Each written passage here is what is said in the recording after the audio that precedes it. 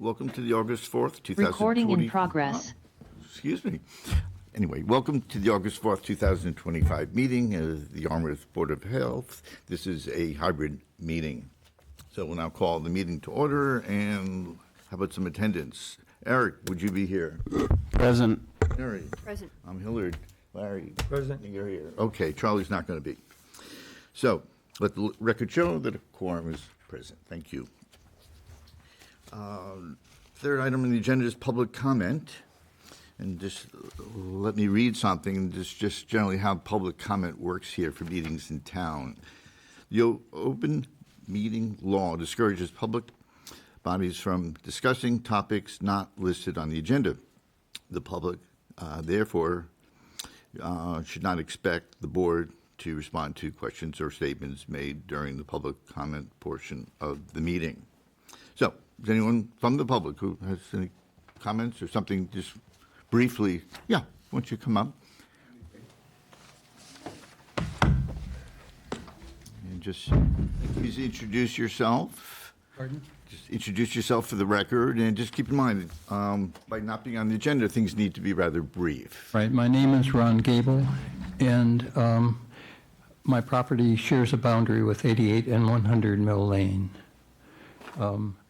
So my primary health concern related to this property is the runoff from the barn on the property that is proposed to be converted to a full farm from its current status.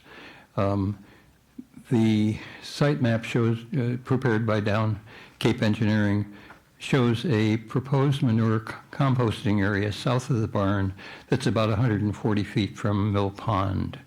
The barn is elevated about 20 feet above the mean high tide and 28 feet above mean low tide. This substantial down gradient from the barn to Mill Pond makes it likely that all runoff, including coliform bacteria leached from the manure composting south of the barn, will make its way into Mill Pond.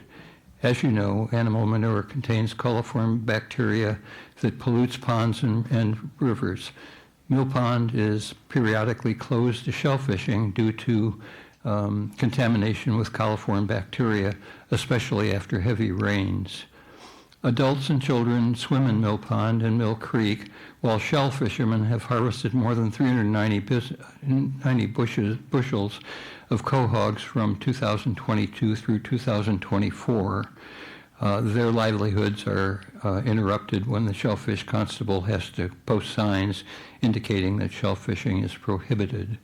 Finally, Chapter 202, Section D of the Health Department's regulations states, and this is quoted verbatim, stables, corrals, and paddocks shall be located not less than 250 feet from the high water mark of any source of shellfishing.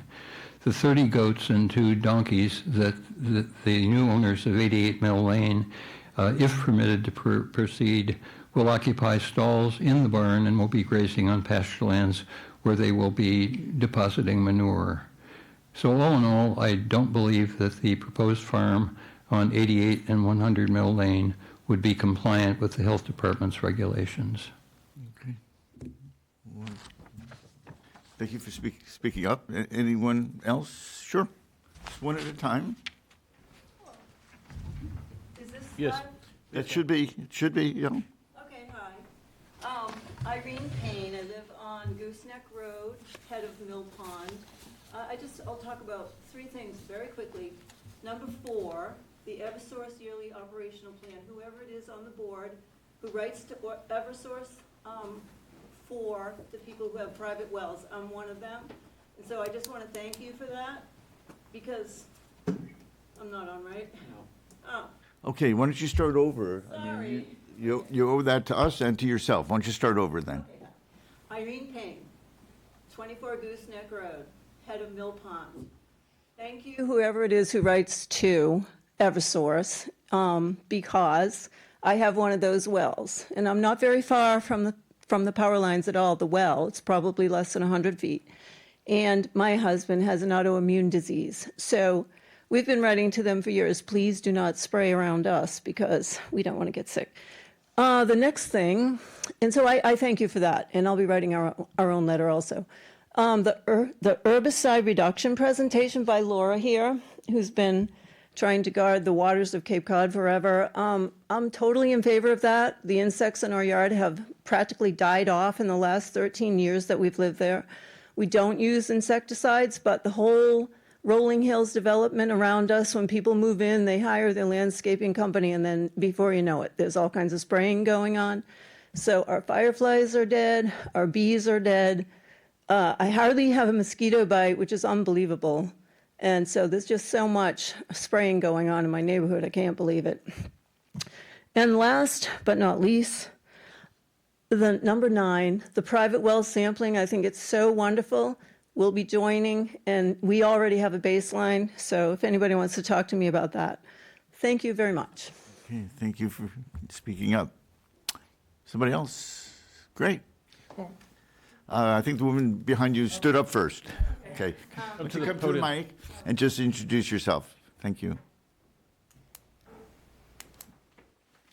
My name's Kathy Herity. I live on Water Street, and I just wanted to support Dr. Gable when he was commenting on what's happening in our neighborhood.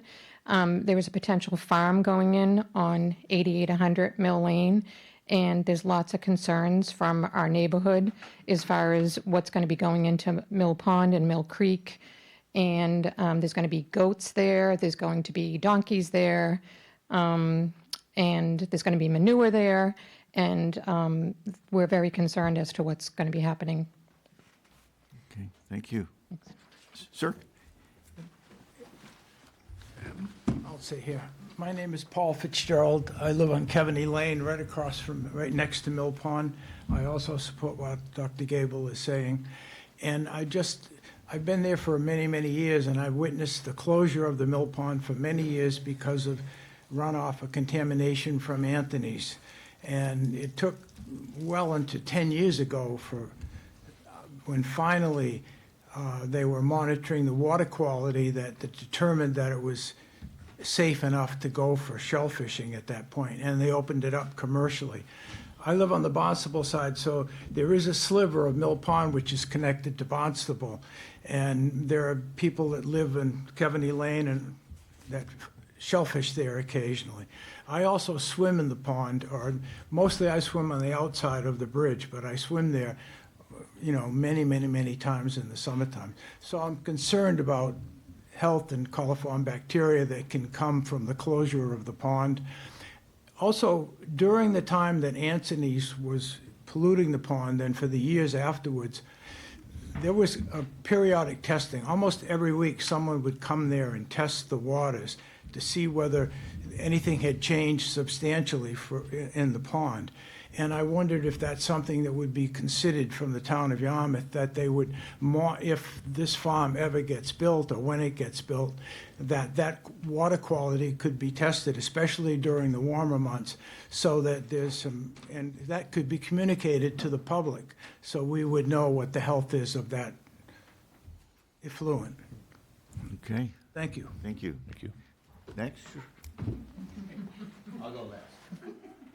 I will be brief. I will be brief. My name is Rosanna Hardy. I live at 14 Hillsea Road, and I'm here to support everything and completely agree with what Dr. Gable has mentioned, as well as Paul Fitzgerald and Kathy Haggerty as well.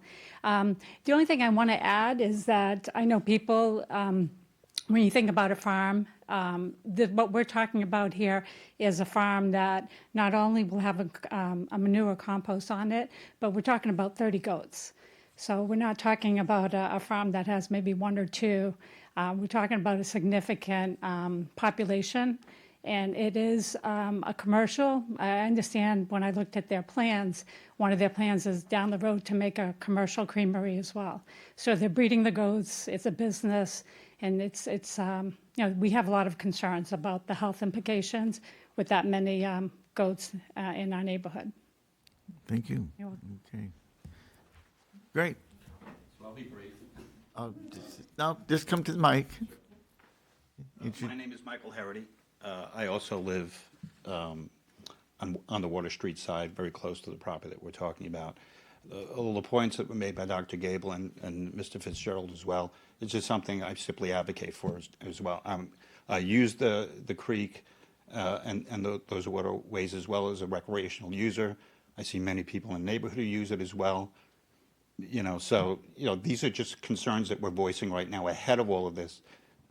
We just want to understand more, and we just want to have our input taken into consideration. And that's all I have to add. Thank you. Anybody else? Great, come on.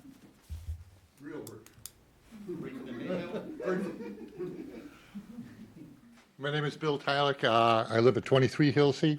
I agree with everything they say, but I would like to bring up just one more item. Farms tend to breed rodents, rats, mice, etc. Can also be a major problem. You have to start pulling rats out of your basement and living room. You're not going to be a real happy camper.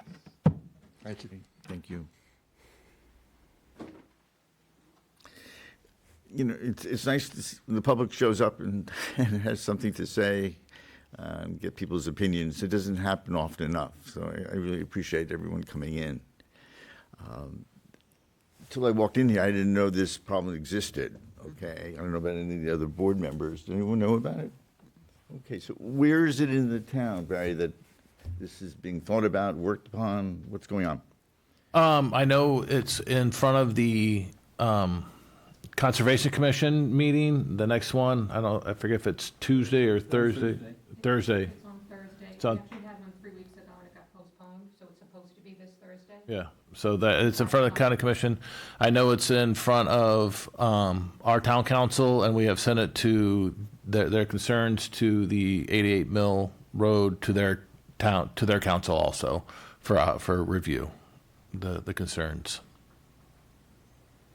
Okay, so that may get So to this it's- board as well. Yeah, it probably will. I mean, Which is a lot great. of people in town are very aware of your concerns, and we appreciate you guys coming forward on this. Thank you.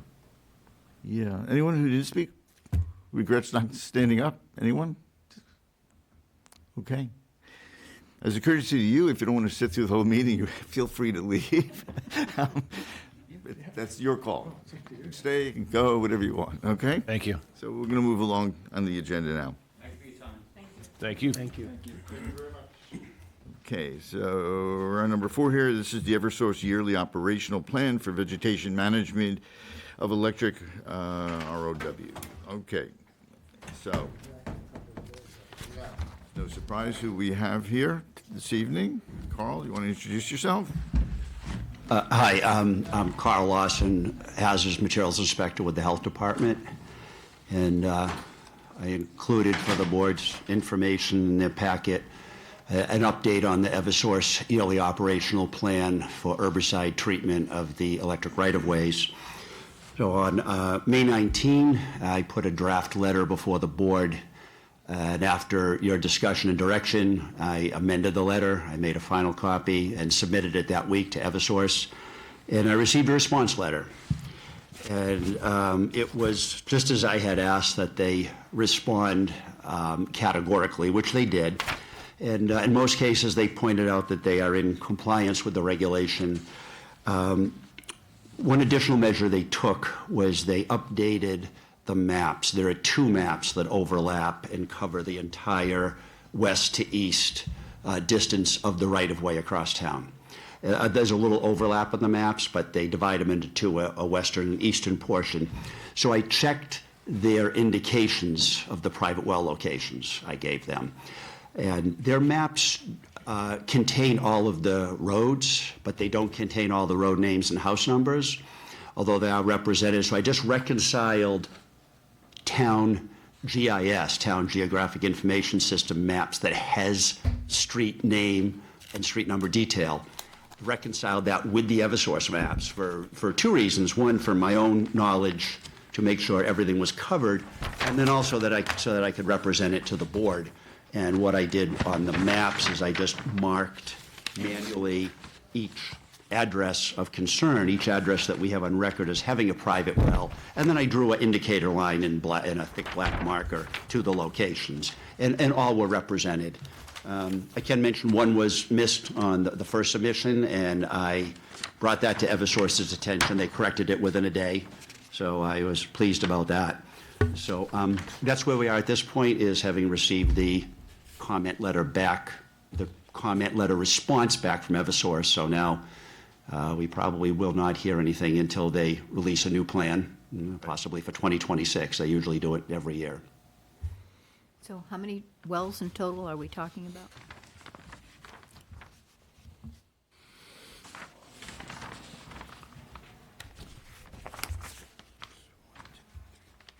So there's 10 wells that are within the demarcation distance from the right-of-way. Within 50 feet, there's a constraint. Within 100 feet, there's a constraint. So there's 10 wells of record. Thank you.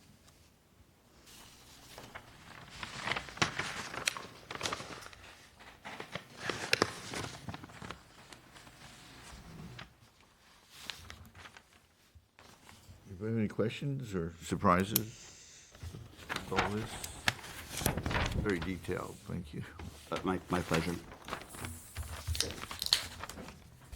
you have any thoughts about where we are and also for next year? Anything that we should be thinking about? So next year, we'll have to wait until they release a 2026 plan. There's always a chance they may not treat in town in a given year, and so there would be no plan. But if they do treat in town in a calendar year, they have to submit a plan, an annual plan. So I'll be looking for that over the coming winter months and early next spring. Anybody? Mary? Carl, just one point. Why do they have to resort to pesticides rather than like a bush hog type clearing? Is that a feasibility, or is that possible? So from what I've read in their reports, they do a yearly operational plan, as you've reviewed, which details the operations they'll perform just that year. But they do a larger plan every 5 years. They do a vegetation management plan. So I've reviewed a few of those in my career, and I've also had discussions with Eversource about it. And at one time, they did do mowing, and that wasn't selective. They just cut down everything. Right. But in their experience, that wasn't the best practice, because when they cut the vegetation down to the stumps, they resprouted vigorously. So one cut stump would result in a lot more sprouts and then become increasingly dense thickets that had to be mowed more frequently. So they still do use mechanical cutting, but they use it in conjunction with the herbicides, which they feel is a better program. And it's in compliance with the state Massachusetts Department of Agriculture regulations. So there's a few reasons why they didn't do the mowing. Yeah. Okay. Anyone? Anything else? Okay, I know you got something else. Why don't you go on?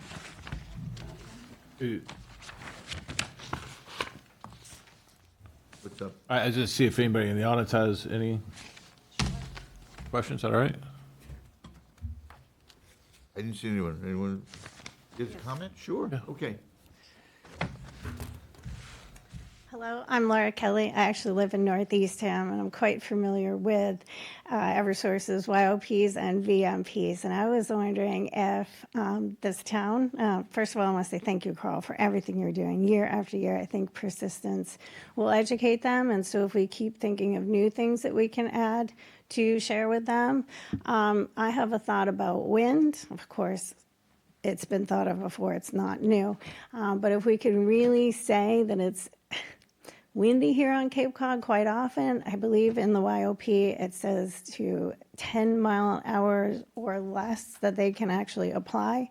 But who's overseeing these operations, and when is it really 10 mile an hour or less winds? So are they changing their schedules to adapt, such rules? So that would be one thing, because drift is absolutely prevalent in applications with herbicide spray, correct? So that's a topic that I think if we keep up with these things, then maybe one day they'll listen. I don't know.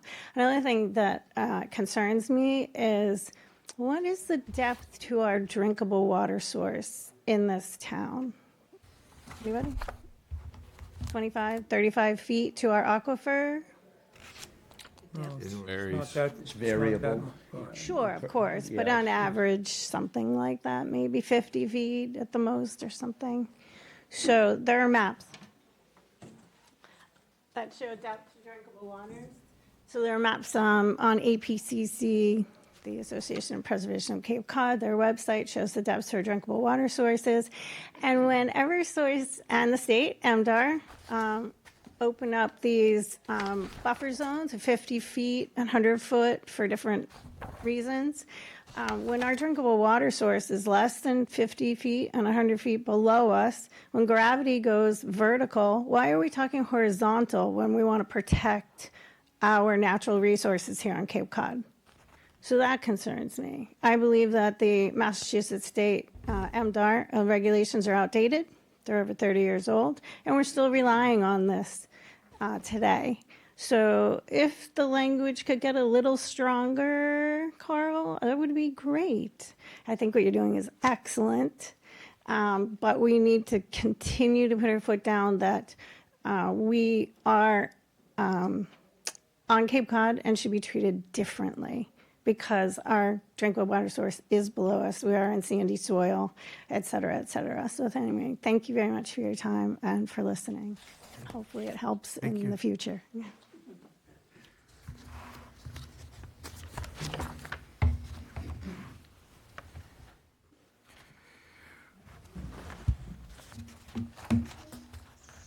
Okay, it's the rail time. Okay. And the board also reviewed at a meeting earlier this spring on June 2nd, a similar plan. This is for the railroad in town, and it's for their right-of-way treatment with herbicides for vegetation control.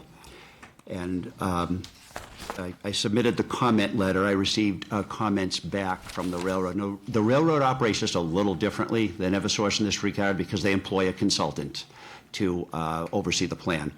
And the consultant's been very responsive. Going back to 2016, he has issued to us responses to our comments. So he didn't have a lot to report this year. I included in your packet the letter that I submitted to him based on the board's direction and his email response. And he actually had, he's in Maine, the consultant's in Maine, but he actually spent some time in Yarmouth and did some investigation of well locations and reported his findings back to us. Like Eversource, he mentioned that they're really sticking with the application schedule that they have for the herbicides. They're not going to change that. Unfortunately, they considered the board's comments on a change in schedule, but they feel that for various reasons they need to stick with the schedule they have. So that's the report back from the railroad consultant. Yeah, I mean, we have two experts on the board. And, Yes. And we had talked about it. And I indicated that in the letter, the very backgrounds. clearly. It's important. Perhaps for next year, you can ask for the science, or, their references to, what journals and what studies have been done to support what they're saying. Okay? I appreciate that.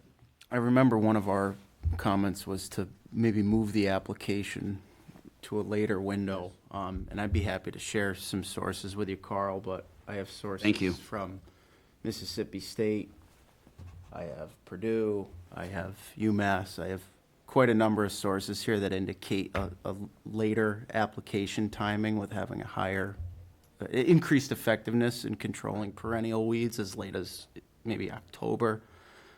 So not sure if that's something that they might consider, but maybe when we make contact again, it would be good to include some of the publications. Thank you. I feel that I could, based on what they submit for a plan next year, I could bring a comment letter to the board again for your input, and then perhaps make the study an attachment to that letter and submit that and reference that with the comment letter. How we could think ahead to that. Okay, thank you. Okay. So Eric, in their reply, they did indicate why they had contrary opinion to what we suggested. What's your opinion of that? Well, in our letter, I don't think we really nailed down a specific time frame. Right. And I think they were understanding that we were suggesting like a winter application, which wouldn't be feasible for a lot of these deciduous plants who lose their leaves. In fact, we were just trying to push outside of a certain window. I think specifically there was some wildlife Wildlife concerns that issues you that I had, raised. yeah. But the science behind the later application window is that the plants are, generating sugars in their leaves and moving everything down to the roots in the late summer and early fall. Therefore, it's a effective time because the products that get taken into the leaves will get translocated down to the root and offer a more complete control for killing the entire plant, including the root system. So there's plenty of research out there in favor of that. We'll try again. We'll try again. This has gone year after year. You know that as well as I do, yeah. Give up. So, but it's nice both of you are on the board. We had some questions, some relevant ones, so we'll try again for next year. If they want to send the literature to us ahead of time, it'd be great. We can start reading. So, Carl, could you ask them to give a specific herbicides they're using so that we could investigate those? It's in the plan, so I could provide you with a copy of the plan for both electric and railroad, in which the herbicides are detailed. Okay, sure.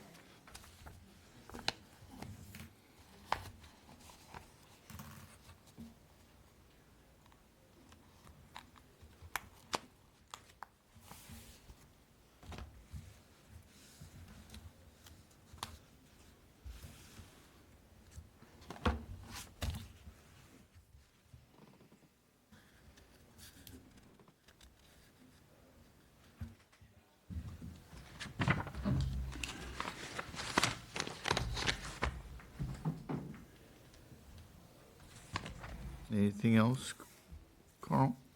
That's everything That's it? I have on Great. that subject. Thank you. Okay, so number 6 here is up next. That's the quality tea production. This has to do with the proposed relocation of the business. Carl, did you want to have some comments, or this gentleman to speak first? What's best for you? Sure, whichever you prefer. Just briefly, Quality Productions is a textile screen printing company that's been in business for more than 40 years. And they were founded off Cape, but most of their operating years, really 40 plus years, they've been in several locations on Cape Cod.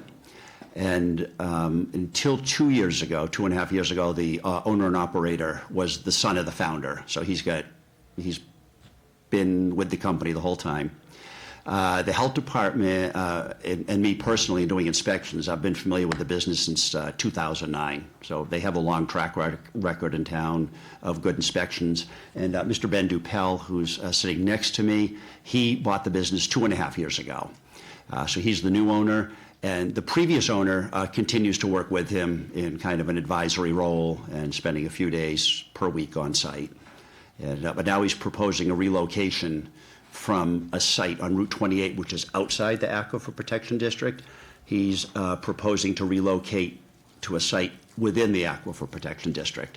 And that's because that's where he finds suitable real estate. As we hear so often from business owners, that's where he can find the size unit that he needs that will accommodate his equipment and some growth in the business over the years. So.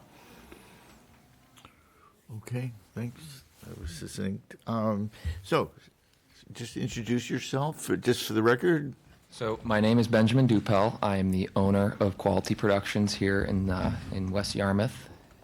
Okay, so just to make sure we're on target with the discussion with you, is that our concerns, the Board of Health, is protecting the environment and the health of people living here. At the same time, we try to encourage business here.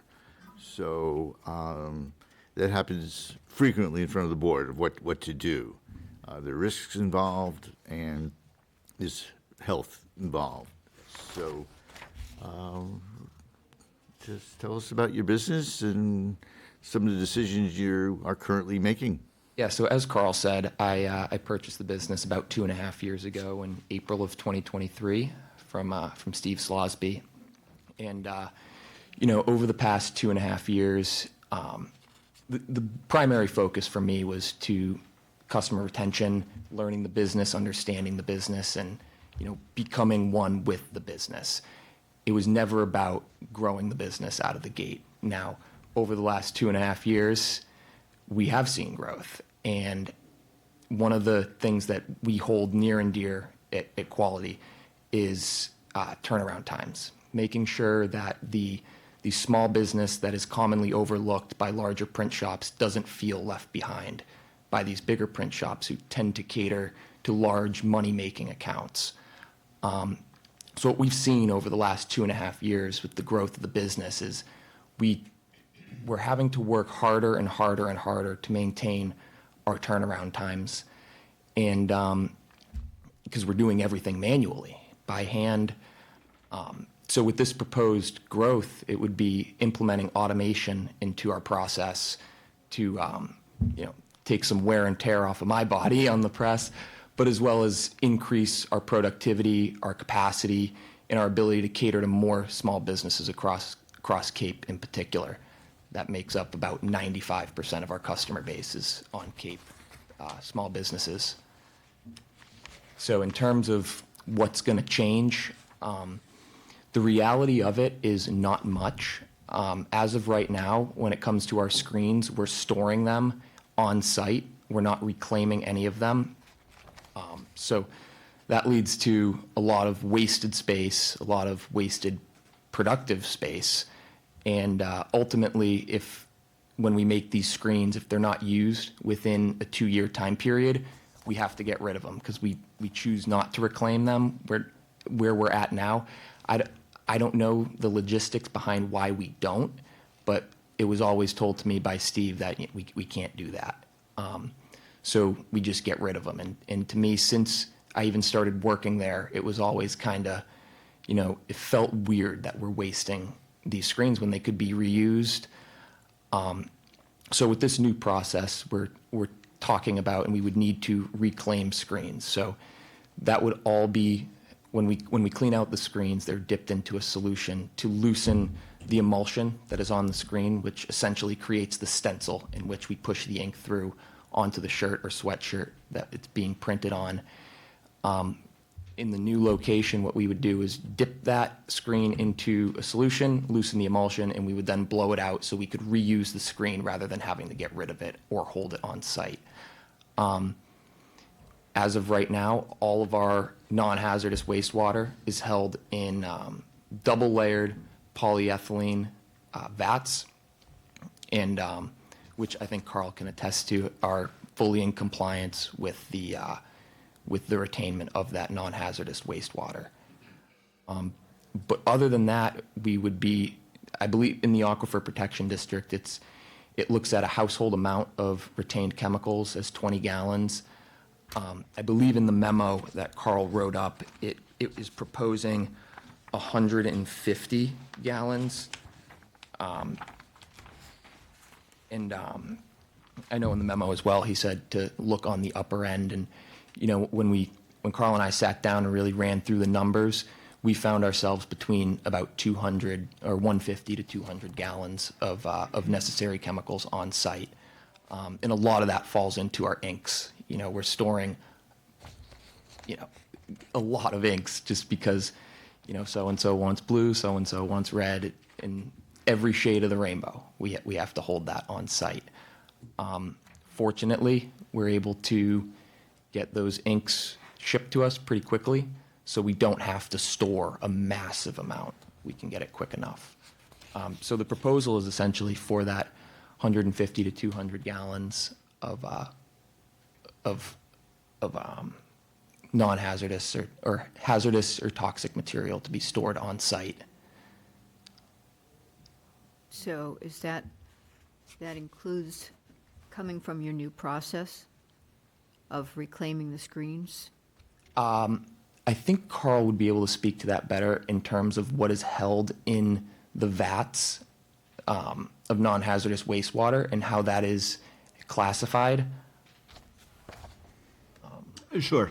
So the screen has emulsion applied to it. And the emulsion, Ben, stop me if I misspeak at any point. He's the expert, but I've done many inspections. The emulsion creates the design on the screen. So the design then is cured. So the screen then contains two types of emulsion, cured emulsion and uncured emulsion. The uncured emulsion needs to be washed away to reveal the design. The uncured emulsion is washed away with water, and then that is retained in the two poly tanks that Ben referred to. And that's classified as non-hazardous industrial wastewater. That's how it's classified by the state. Already. I'm sorry? That's what they've been using already. That's what they've been using already. And it's similar to probably like car wash water. It's not hazardous in that it's not flammable, reactive, or caustic, but it's also something we need to keep out of the water supply. And that can be removed by a sewage hauler and processed at a sewage treatment plant. And that's been their practice for a long time. So that's not considered as part of the total for hazardous waste. The process he'll be adding is then not only removing the uncured emulsion from the screen, but removing the cured emulsion as well, so that the screen can be reused for a new design.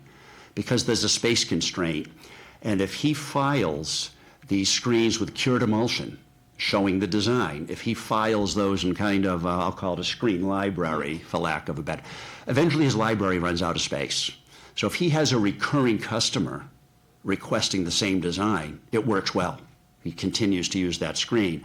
But if that screen kind of falls into disuse or dormancy, then it needs to be reclaimed, meaning cleaning all the emulsion off, cleaning the cured emulsion off so that he can start with a new design. So that's the process he's looking to add, is removing of the cured emulsion.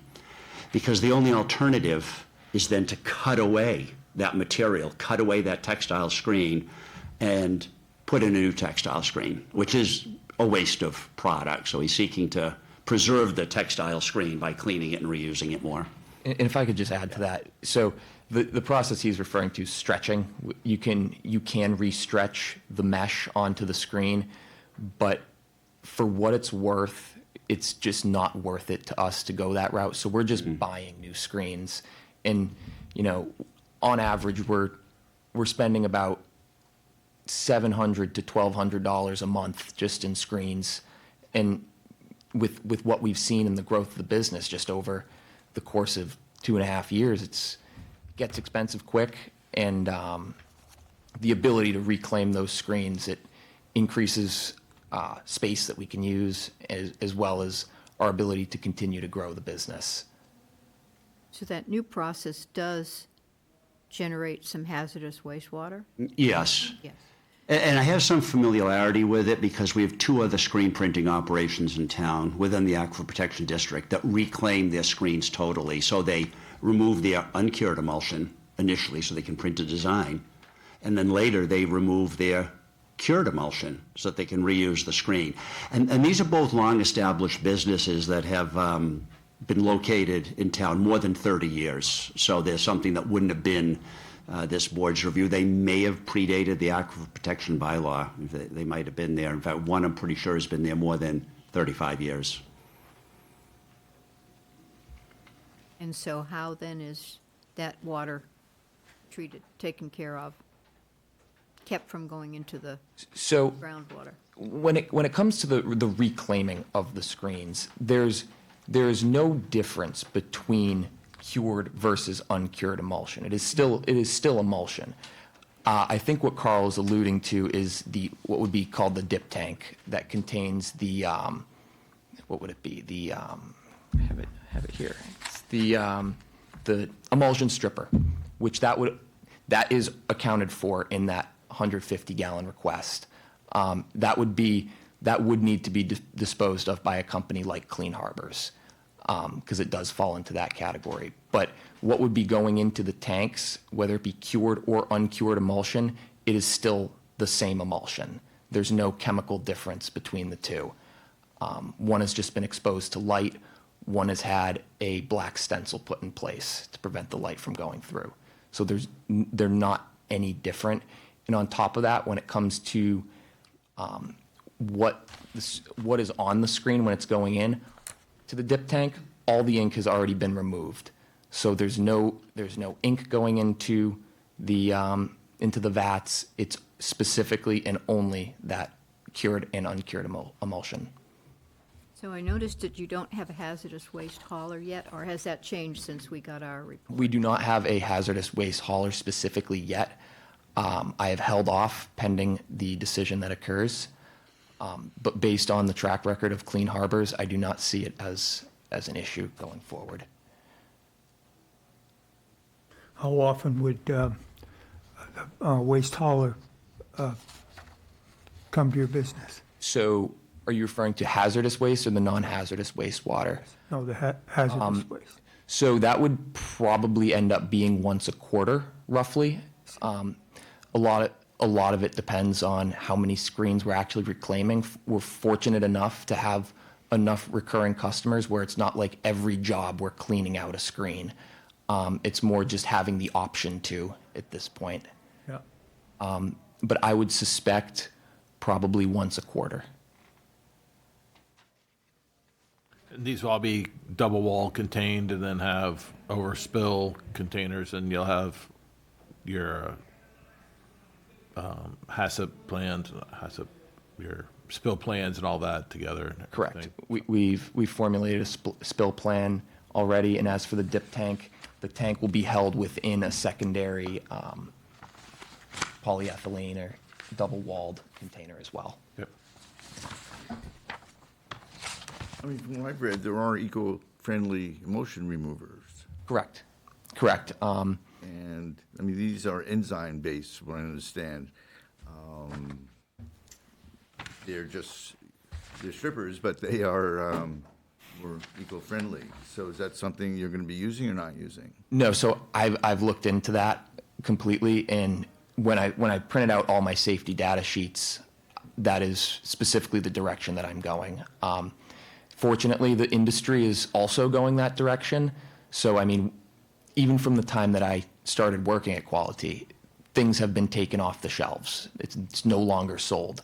The industry is moving toward greener options. I believe the emulsion stripper is soybean based or something along those lines. But yes, all of the chemicals that we plan to use are greener. I don't know how totally green they're going to be, but I do have those safety data sheets printed out, and that is what we are planning on using. It'd be nice to see that. Oh. I mean, there are a number, right now, we can't sit here and read it. Yep. From what I've read, there's several companies that have products, and they're well-studied, comparing it to the more toxic removers. I believe the company is S Green, I think is the specific company that There are a is. few down. One is a Franmer dehaze and stripper. There's one, the CCI Easy Way systems. These are things I'm not familiar with. Easy Way 500 emulsion remover was mentioned in some of the studies, and there's a SAATI, Sate remover product as well. So not those specific products, but we do implement products from those companies, all of them, whether it be Franmar, SATI, SATTI. Right, okay. So those companies we're not strangers to those companies. Now, you mentioned automated machinery. So far, I'm not sure we heard from you what is automated yet. So automation would be an automatic press. That's basically you put the screens on, you program it, and you're only responsible for putting the shirts on and pulling them off. Right. It eliminates, having to pull the squeegee on every single shirt. It makes it a lot easier, a lot faster, and it gives me the option for when it comes to hiring employees. There's a lot less tradecraft involved than there would be doing it by hand. So Carl, you mentioned that there were two other long-standing businesses that do a similar production in town. Yes. So would this Quality Productions be in the same compliance as they would be if they followed these recommendations? In other words, would they be, are they required to follow the same guidelines as these other two businesses in town? Yes, they're all required to follow the same guidelines. The only difference would be the two existing businesses don't have an upper limit for hazardous material storage because they've been in place that long. Okay. You know, Are these more the than 30 two years. on Mid-Tech Drive? Okay. Yes. But they do have to comply with all health department regulations with annual licensing and inspections. They're actually on a larger scale than what Ben is presently planning to do. The process is a little bit different in that, for example, one company does not haul away wastewater because they evaporate it. They have a very large apparatus within secondary containment that heats and evaporates their wastewater, so then they just have some sludge to dispose of as hazardous waste, but not the entire volume of wastewater. So a few differences, but essentially the same, and the compliance requirements are the same, yes.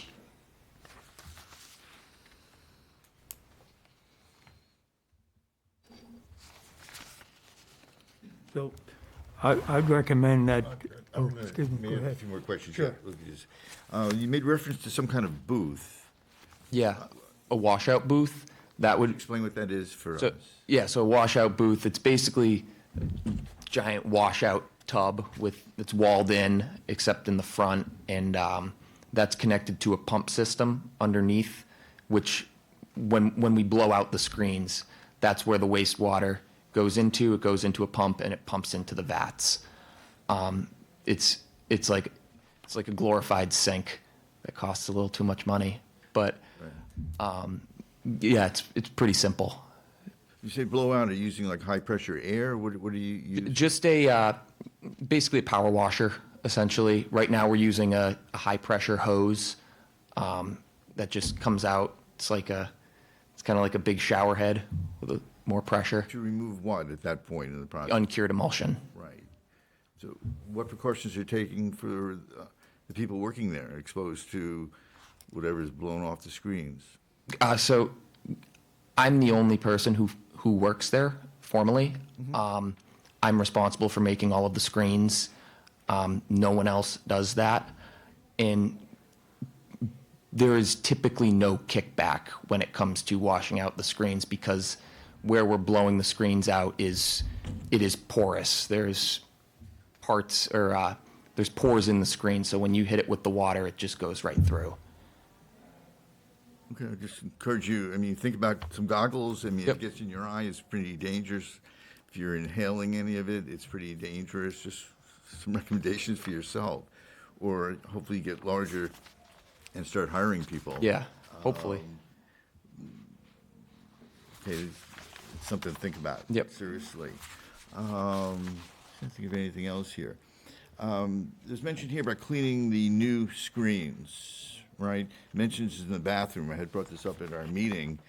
How large are the screens, the frames of them? It's going to be 23 by 31 inches. Right. I was trying to have that image of how do you clean that in a public sink, size-wise. So it's like an industrial size deep sink. Oh, okay. Just lean it in and Fine. scrub That it. wasn't clear on this. Okay.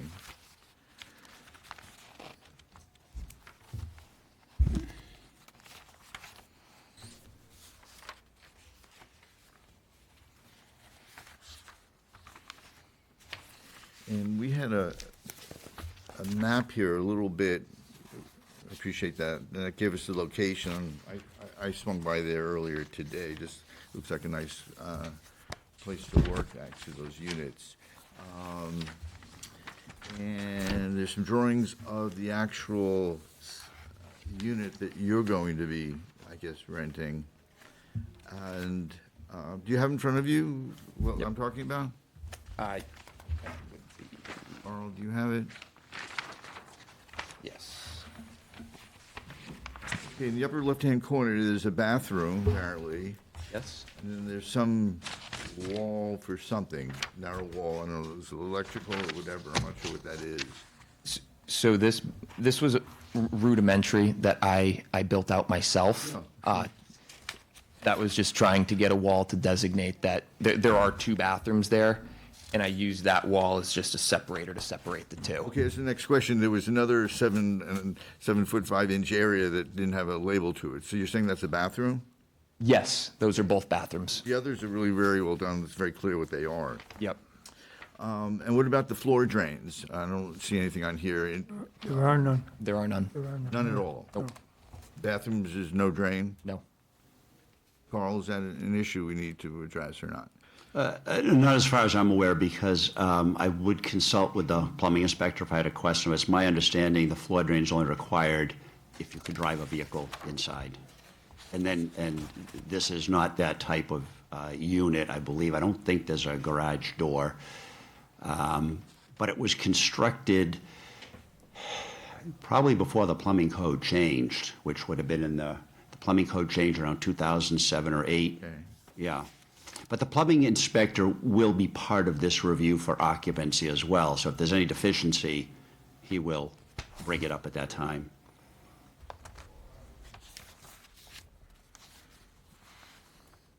Eric, Mary? I just want to circle back briefly. So you're currently not doing the emulsion stripping on the screens, Correct. which requires you to store the screens? Yeah, so every screen we use, it is, unless it has a specific date on it, it is getting filed into a rack of screens, which is now approaching 700 screens. But those screens are not considered to contain hazardous waste at that point, is that correct? I would have to defer to Carl on that. I mean, we clean out the ink, and really all that's left is the emulsion. Okay. So there's nothing being exposed, per se. But, so the ink would be considered hazardous? The ink is, so the ink remains in 1 or 2 places, and Ben, correct me if I'm wrong. The ink, most of it transfers to the finished garment, so you'll have a T-shirt or a sweatshirt as a finished product with a transferred design affixed to it. And then some ink is wiped away with a rag. But the emulsion itself, that's the residual emulsion that's left on the screen cures, right? And is that emulsion considered hazardous? So that's permanently attached to the screen. Okay. Kind of like the same way the design is permanently attached to the garment, to the T-shirt, for example. That emulsion, that cured emulsion, is permanently attached to the screen, and you can't remove it. So presently, Ben stores those in his screen library. So the only way that can be removed is if he dips it in the tank of emulsion remover. And that's a process he's not doing now. But, and this might answer your question, you're correct. Once that emulsion is removed with the new dip process, if he's allowed to do that, then he'll have a mixture of emulsion stripper and free-floating emulsion. And that combination, that will be hazardous waste and disposed of only by a hazardous waste hauler. Okay. Yes. Carl, what alarm systems are in place at the unit? I'm sorry, alarm systems? Yeah, what is there? I mean, sense of fire, CO, I mean, just... I can't speak to the fire and CO detectors. I imagine they're there. The fire department will do an occupancy inspection as well. So I can't speak to their requirements.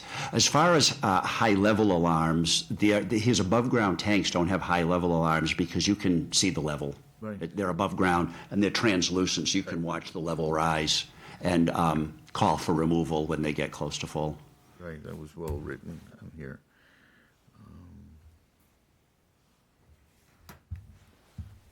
Anybody else? Anything? Larry? I recommend that we consider this Quality Productions proposal and accept it as written. There a second to the I'd motion? like to amend it, that we include the requirements as Great. well as the license condition recommendations from Carl. If I may, I'd like to ask one question of Yes. Ben. Ben, on the first condition under consideration, the Did you second the 150 gallon, I amended it. I just wanted to verify that that is logistically possible for you. You mentioned 150 to 200, but I want to make you aware the wash water is not part of this total. The wash water is considered separately. So just while we're discussing it, I wanted to make sure the 150 worked for you. Yeah, I think based upon, when we look at the upper ends, we're still below that 150. So I think Okay, 150 I just would wanted to verify that was be an accurate number. Do I need to second correct. it first? Yeah, well, let's, someone should just restate it then with the amendment is good. So one of you maybe just state it, we could start over. It'd be a lot easier. You need to be able to get this clearly to make a motion, okay? Again, let's start What over. was your amendment? To include the requirements, the health department requirements, as well as the license condition recommendations made by Carl Okay. on page 7. Okay, let's say that's the motion. Is there a second to the motion? I second it. Yep. Any further discussion on that? Sarah, that seems okay? You got it? Okay, fine. So let's vote on it. All in favor of the motion, just raise your hand, say aye. Aye. Congratulations. Good luck with the business. Thank you very much. I appreciate your time. Absolutely. Good job, Carl. Thank you. Thank you, Carl. Thank you.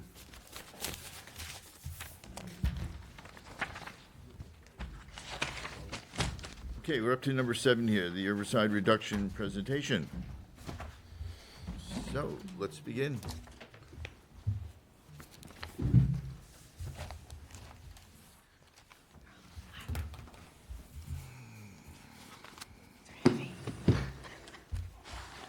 Heavy chairs. Good evening. Hello. We're close enough here. Hi, I'm Laura Kelly. Can you hear me okay? Yep. Yeah? Okay. Yeah. Just want to make sure. I have with me tonight the president of Wild Care. This is Stephanie Ellis. So if you wish to ask any direct questions about any, excuse my throat, wildlife, native here on Cape Cod, such as birds or turtles or anything, Stephanie's in the know. So I just wanted to bring her along in case you had any direct questions. I am here tonight to ask the board for a support letter written by the Board of Health to the Yarmouth Select Board about a pesticide reduction home rule petition. This is not an herbicide specifically. Herbicide is a type of pesticide, but there are more pesticides included, such as insecticides and rodenticides and fungicides. So basically anything ending in CIDES is a pesticide. And so this is specifically a pesticide reduction home rule petition. So this was crafted by Orleans Select Board members in 2023.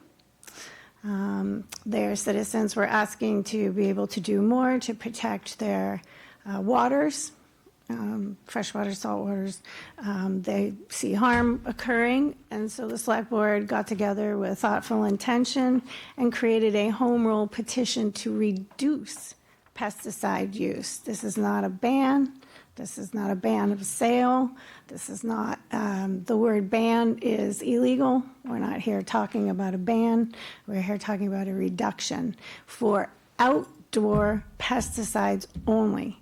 You can still use pesticides on yourself, your family and loved ones, your children, your pets, and inside your home. No problem. This is about the fact that pesticides, when applied outside, move.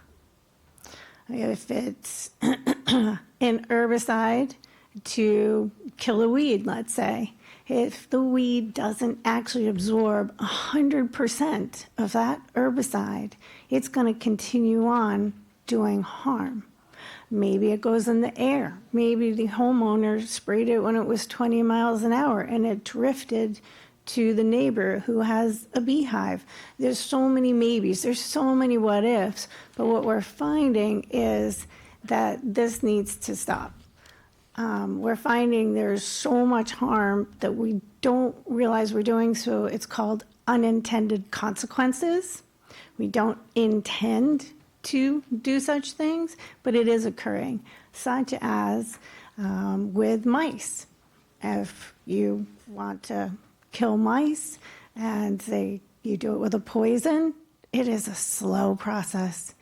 It just takes the nutrition out of their body. It takes days, and they're wandering, and they're more apt to get eaten by an owl or a hawk because they're so slow. And then the birds are dying.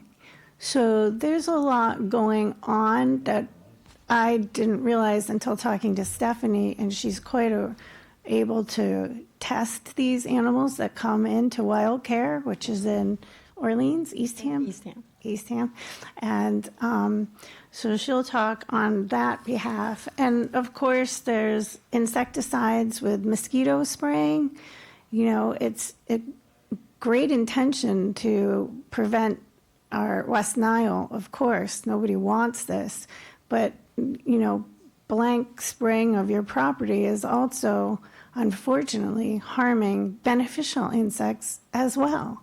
So where's the tipping point? Where can this be allowed? And what are we doing? Are we waiting for bigger problems down the line? Or can we curtail our pesticide use at this point?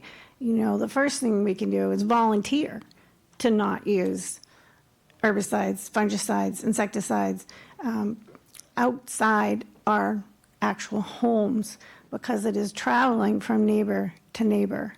And I don't use any, but yet I feel as though maybe we are, unintended, of course, getting exposed to things over time. So this is a way to get this ask at the State House. So home rule petition gets to the State House, so the town of Orleans, Eastham, Wellfleet, and Truro have all passed this pesticide reduction home rule petition very favorably by their town citizen votes. So ultimately, I'm hoping this language gets onto Yarmouth's town warrant for your citizens to have the opportunity to vote on the same language. And if collectively this gets to our governor, then she can decide, or they. Well, there's more steps at the State House, obviously. It's now in the Energy and Environmental Association, and they can change the language. They can craft it at any stage through the House, through the Senate, and even at the governor level. So this is we, the people, I don't want to say we, the people, but we, the town of Orleans, saying, you know what, we can ask for more. And again, Eastham, Wellfleet, Truro have also joined. Brewster is understanding and moving forward with the language, as well as Mashpee. So Yarmouth, it'd be a great time to, bring this to your town and share it with your citizens and see what you folks think. I think it's an opportunity. The work is done. The language has been crafted, and if we keep it the same, then it really shows better strength at the State House that they should do something, to take this in consideration. It puts the topic on their table. And there are things, just to let you know, it isn't a point blank, every pesticide and every situation. It's not a zero. There is a waiver that is attached to the 4 pages of the pesticide reduction home rule petition itself. In this waiver, it just states that anybody, whether you're a golf course or you're Mrs. Smith on, Ocean Street, at this point in this home rule petition, again, the governor can tell it differently, but this is at the town manager's office, and so anybody can come in and pick one up. It's very simple. Where's location? how often, how much, what's the topic, or what type of herbicide or pesticide you're going to use. And this gets to the select board and the town manager, and they decide. That's it. So they can say, well, yes, Mrs. Smith, you obviously need this, and 3 applications is fine. Or golf course, by all means, you are completely exempt from all herbicidal applications in 2025. So it'll be up to the towns to see the amounts that they're using, how often, and really start understanding our loading. We don't understand we don't know how much we're using, but it continues to happen. And I'm the 11th generation, born and raised here in Dennis. And it'd be neat to think that there'd be another 11 generations that can drink the water here. And said pesticides have only been around for a couple of decades, 3, 4. So it's the beginning to, we don't know what we're doing, but wouldn't you think doing less is better? So this is an opportunity. My ask is to just let the citizens decide, and you're the Board of Health, champion it. This is the right thing to do. Other towns are doing it, and it'd be great to have neighboring towns join each other. One more thing to share with you on this pesticide reduction home rule petition is also a substance allowed list. This list is what is allowed. And this is straight from MDAR. We took the information from MDAR's website. So at some point, they're going to have to sign off on this in order for it to get up to the governor. So it'll be neat to see if they recognize their own language and that they do move this forward. So this is also attached with the pesticide reduction home rule petition. And one last docket to share with you is House docket number 1574. This is the bill at the State House currently from Orleans. Just to share with you, it's real. It's for real. Well, this will help protect our natural resources and our native animals and people, ultimately, that roam here, whether they live here and visit here. So thank you for listening. I just wanted to share that we all can volunteer. I think the way that we have visualized our land to be groomed needs to be modernized. And so pollinators can be happier here and not just monoculture. And so this is the direction I'm hoping this town will go in with this ask. And do you have anything you want to add? All right. Questions? Just that at WildCare, so we are a wildlife veterinary hospital in Eastham, and what we see primarily is rodenticide exposure. So these are the rat and mouse poisons that are used. The second generation can only be applied with pest control companies, but first generation can still be purchased at local hardware stores. And so we don't test to determine if there are poisons, because that is cost prohibitive and timely. But what we do is we take blood samples and we look at symptoms, and then we have these presumptive positives based on that. We treat the symptoms. So I can say that last year we received, I think it was around 65 raptors, hawks, and owls, and nearly every single one of them had some degree of rodenticide exposure. And again, we don't know which ones or how much, but the second generation are even more harmful than the first. They have a powerful impact, and so rodents can consume less of them and die quickly, and then the hawks and owls that eat these rodents get poisoned. So it is a real thing, and I feel like many people think, oh my gosh, that's just a city problem. Big cities where they're poisoning everywhere, and it's not. Cape Cod is a nature-loving community, and we're seeing this every day. And then the other side is, who cares about some birds dying, but the irony is that these raptors, they do the best job at taking care of the rodents. And all of this poison ultimately doesn't work because it's an attractant, it's attracting more, and it's not solving the problem. So that's a whole other discussion, but integrated pest management is really the way to deter or control rodents long-term. You. Thank you. Yeah. I didn't see anything about waiver in all of these materials, but you mentioned it. Oh, yes. Let's be clear about that then. Thank you. Very good question. In the actual home rule petition itself, on page 2, Okay.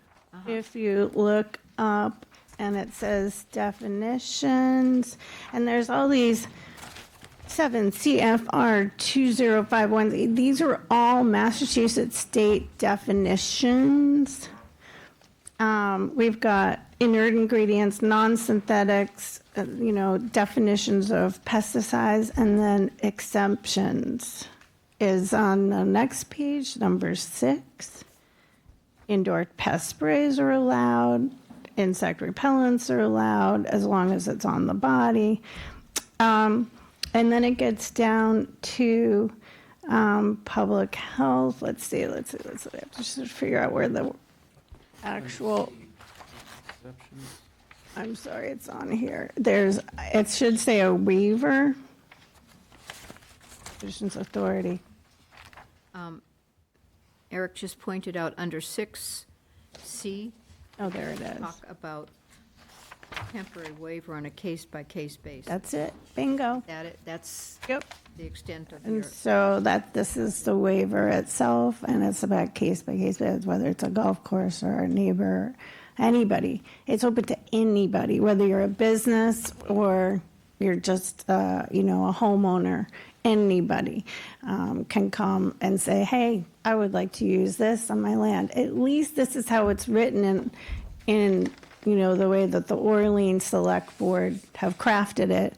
And I believe it'll be master manipulated up at the State House. And they're the lawmakers. We're not lawmakers. They are. So they will say the Board of Health is going to be the ones where this is at, or something. And so we'll be flexible with that at that time. But at the moment, yes, there's a waiver for everybody. There's a way in and out of everything, right? And so that's what the intent was. So what happens in Orleans, a couple things I had in mind. The landscaping companies, okay? They have 78 customers. How do they present that? What are they looking for? What do they need?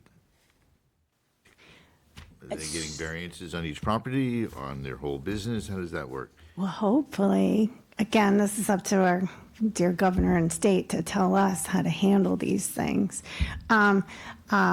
Hopefully, businesses will shift for the betterment of our future. I hope that they say there are alternatives and we're going to figure out how to make this work. And it's going to be better in the long run for every living being on Cape Cod.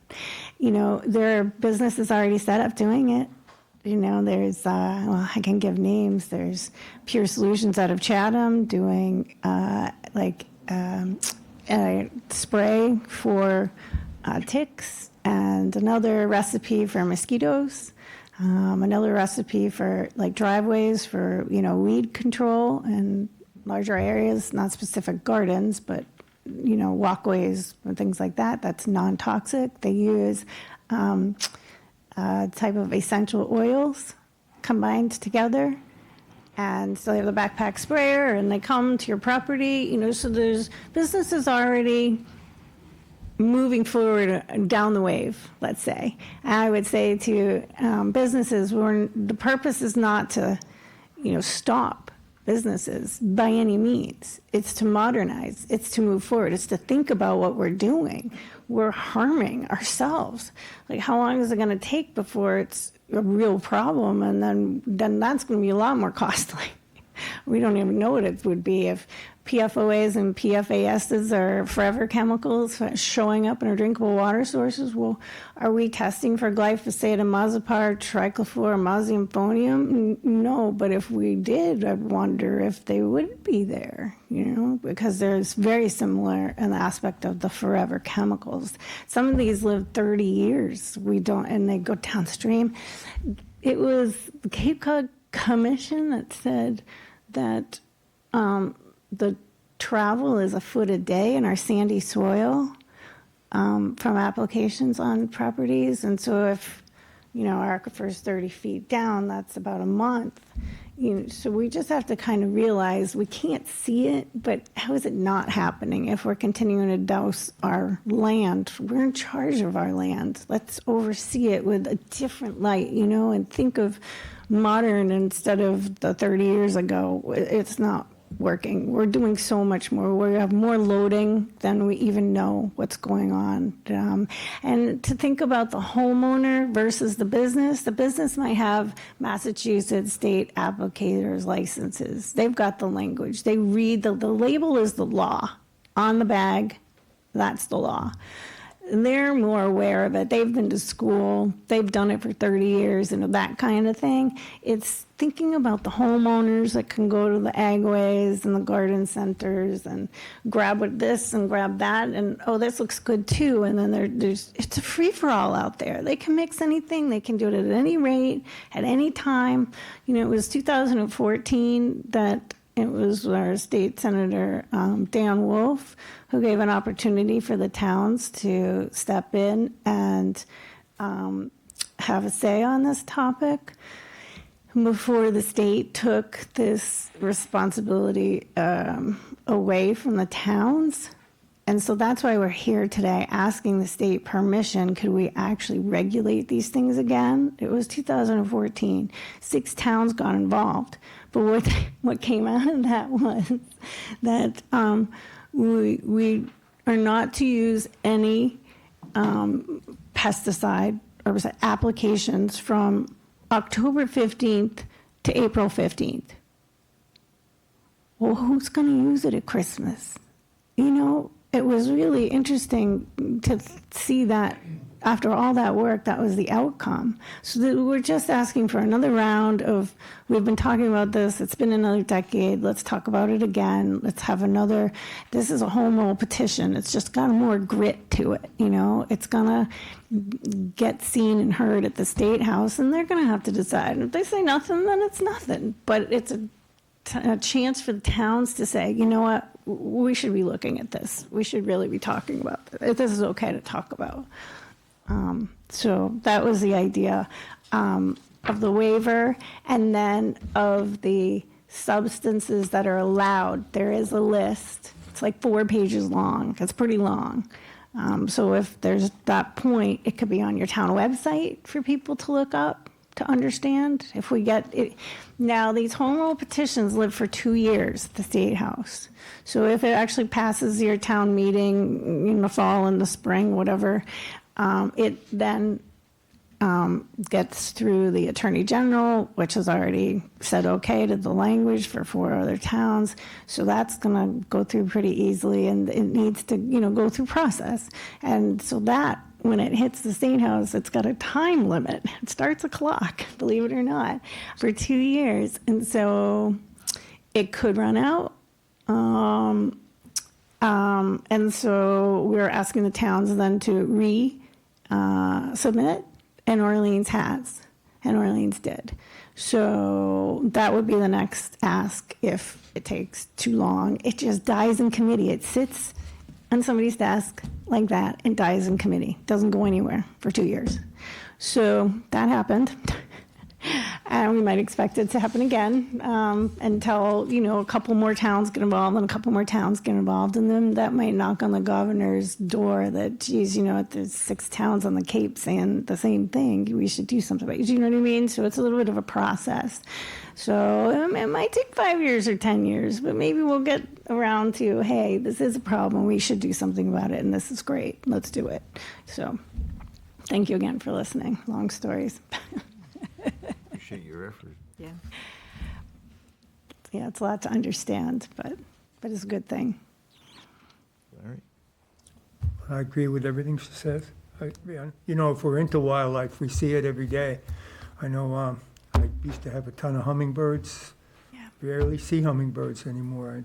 So that it's got to be the insecticides, I think, that wiped out a lot of them, because that's their main source of, or their main diet. Mhm. So we need more owls, right? They don't We need more complain, so hawks. we don't see it. We need more birds to help absolutely. that instead of harming them to make that, yeah. Mass Audubon has an ongoing project about rosentides and the raptors. Yes, we are a big part of that. Good. It's so important, and they really, they have the audience and the bandwidth, so they're really going far with that, which is encouraging.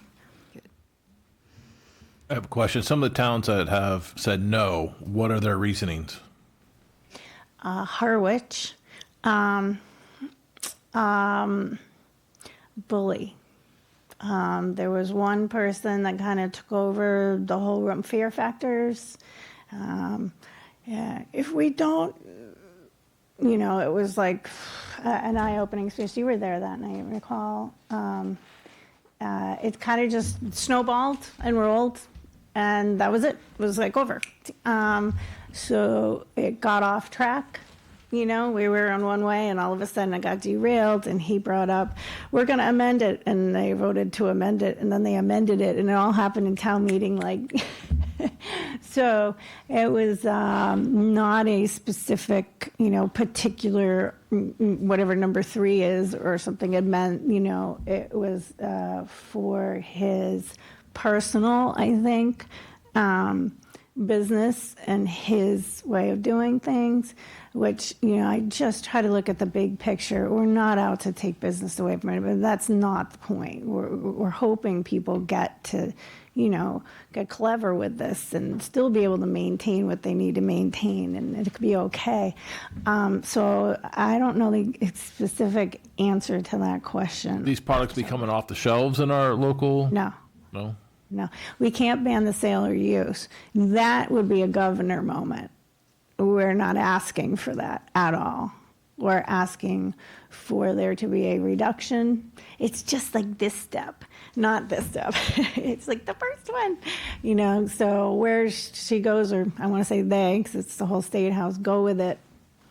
We all get to feel it together. Just a reduction. How do we monitor this work? Good questions. Yes. So again, that will be given back to us.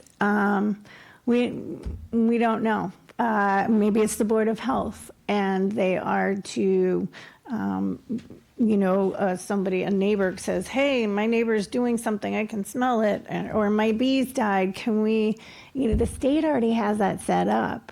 Beehives are dying throughout the Cape, and if you contact MDAR, they will send out somebody that can actually test your hives. So I feel like a lot of this is already set up at the state level, that we aren't the lawmakers and we are not the ones that understand the policies necessarily. We're just asking for, hey, we need some help on this topic, and it's up to them to tell us, if at all, about what. And who gets to delegate? Is it the Board of, this is a health issue. This is absolutely a health matter. The Board of Health should, I would think, have something to do with it. But maybe it's the select board. I don't know how it gets delegated. And I understand I'm just playing the devil's advocate here. It's a very concern. Everybody on the Cape has this concern. It's just how and where and when are we going to monitor this? I have a limited staff, and they see your neighbor spraying something, I can't stop and run over there, and I don't have the ability to test, to do all this stuff. And I would want everybody to be following the reduction policies. Yeah, and I think it's growing pains for both sides too. Am I going to call out my neighbor? I mean, geez, I'm a brat, and I think we need to see that it's for the betterment on the whole. This is to think about the next 11 generations. If we keep up with the loading that we're doing now, what do we expect? So this is a way to just start the topic of conversation. If it takes 5 years, if it takes 10 years, I don't even know what it takes. But we'll cross that bridge when we get there. Great real questions, though, Barry, because I don't know how to implement the little. It's not that it's little, it's a responsibility question. Well, it's a public education, too. Absolutely, yeah. Yeah, we have to get to the citizens and get them for all of us to see the importance enough to just change a habit, you know? In the moment, in the home rule petition, it written itself, it's like $50 the first offense, $100 the second offense, $200 the third offense, that kind of a thing. It isn't huge, but again, the state will decide the wording whenever they do. I think enforcing would be very difficult. Just monitoring would be difficult, let alone enforcing. But We're experiencing that now. If you drive around, who has a green lawn now, even though there's a ban on irrigation systems. Yep. It's difficult. I don't know what percentage of the people don't know about the ban or limitation now, or they don't really care. It's tough. We're in a drought. It's major. This is like meaningful. Would you maybe put a flyer in their door, just educating them about the drought situation or something? It's education. You were correct, Mary. That's what it takes. that's our drinking water. That's what we're going to have when we turn the tap on. Bingo. So again, just to be clear, my ask today is for the health board to write a support letter to the select board saying, hopefully, that you voted and wish this home rule petition to move forward. And then I give a presentation to the select board with Stephanie, and we see if they will allow this on your town warrant to let the citizens decide. Far be it for 4 or 6 or 10 people in this room and the next room. It should be the citizens. Just let it go to vote, and we can educate all in between, so there's understanding more about it and all the details, and hopefully, it's up to them either way. That's the way I see it. Barry, you have any idea the deadline to get something on the town meeting, the warrant? I think it's Close. it's September coming up something. September. Yeah, It's coming up to get something Fall. on it. That's for the fall. Yeah, Then there's a spring meeting. right, for the fall, though. I'm just asking It's very soon. It's Yeah. like next month. Yeah. you mean the meeting or the deadline to get something Deadline. on? The deadline. Yeah. There's still time. Because we still have the plastic reduction. Yeah. Yep. Well, any thoughts? Is there anybody else in the audience? Yeah. Is there anyone here in the audience that wanted to comment on it? Yes, I believe we do. Great. Hi, Irene Payne, 24 Gooseneck Road, head of Mill Pond. Again, I just can't tell you the huge difference in the bugs on our 1 1/3 acres. We used to have so many fireflies, so many bees coming to our lawn, which is a clover lawn. No bees. Maybe I've seen 5 fireflies this year. And the bats are down. They used to fly over our lawn area, which is really what a lot of people in our subdivision would call a field. It's all natural Cape Cod grass, and we just mow it, and we don't care because I'm a Cape Codder 14 generations. Actually, my 14 generation back great-grandfather actually helped found this town. His name was Thomas Payne. And I just can't believe this loss of bugs. And, if you know anything about plants, you need bugs. If you know about birds, you need bugs. You got to have bugs. And so I'm all for checking this out and trying to educate people. And you know what? I know a lot of teachers, and they have a really good time teaching the kids about this. They love teaching the kids how to grow plants, how to have gardens, and all about nature, and all about, what animals need and the food chain and all that. And so, the kids really know and can absorb the information. So it's doable, I think. Thank you. Why don't we put this on, we have a meeting, it'll be on the 18th of this month. So why don't we put that on the agenda, and maybe we can move forward with this. Hopefully we'll all agree on what to do on this, so. One sort of procedural question. If it makes it on the town warrant, that would just be at town meeting, the vote would take place. In other words, there's no public hearing or anything prior. Is that That's correct, right? Okay. They're just looking for your approval.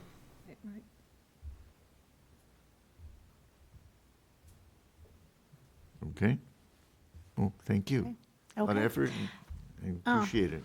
Well, I appreciate your assistance in all of this. You guys are the Board of Health, and you do care, and this is a great ask and a wonderful opportunity already set up. The work is done. So we'll see you on the 18th in hopes to move this forward to the Select Board. And I am open to doing hearings or any educational forum that, maybe is suggested. I can come here if you put people together. I'm happy to help. So, This thank board you. has a good track record, so, okay? That's great. Very Thank much. you so much. Thank you.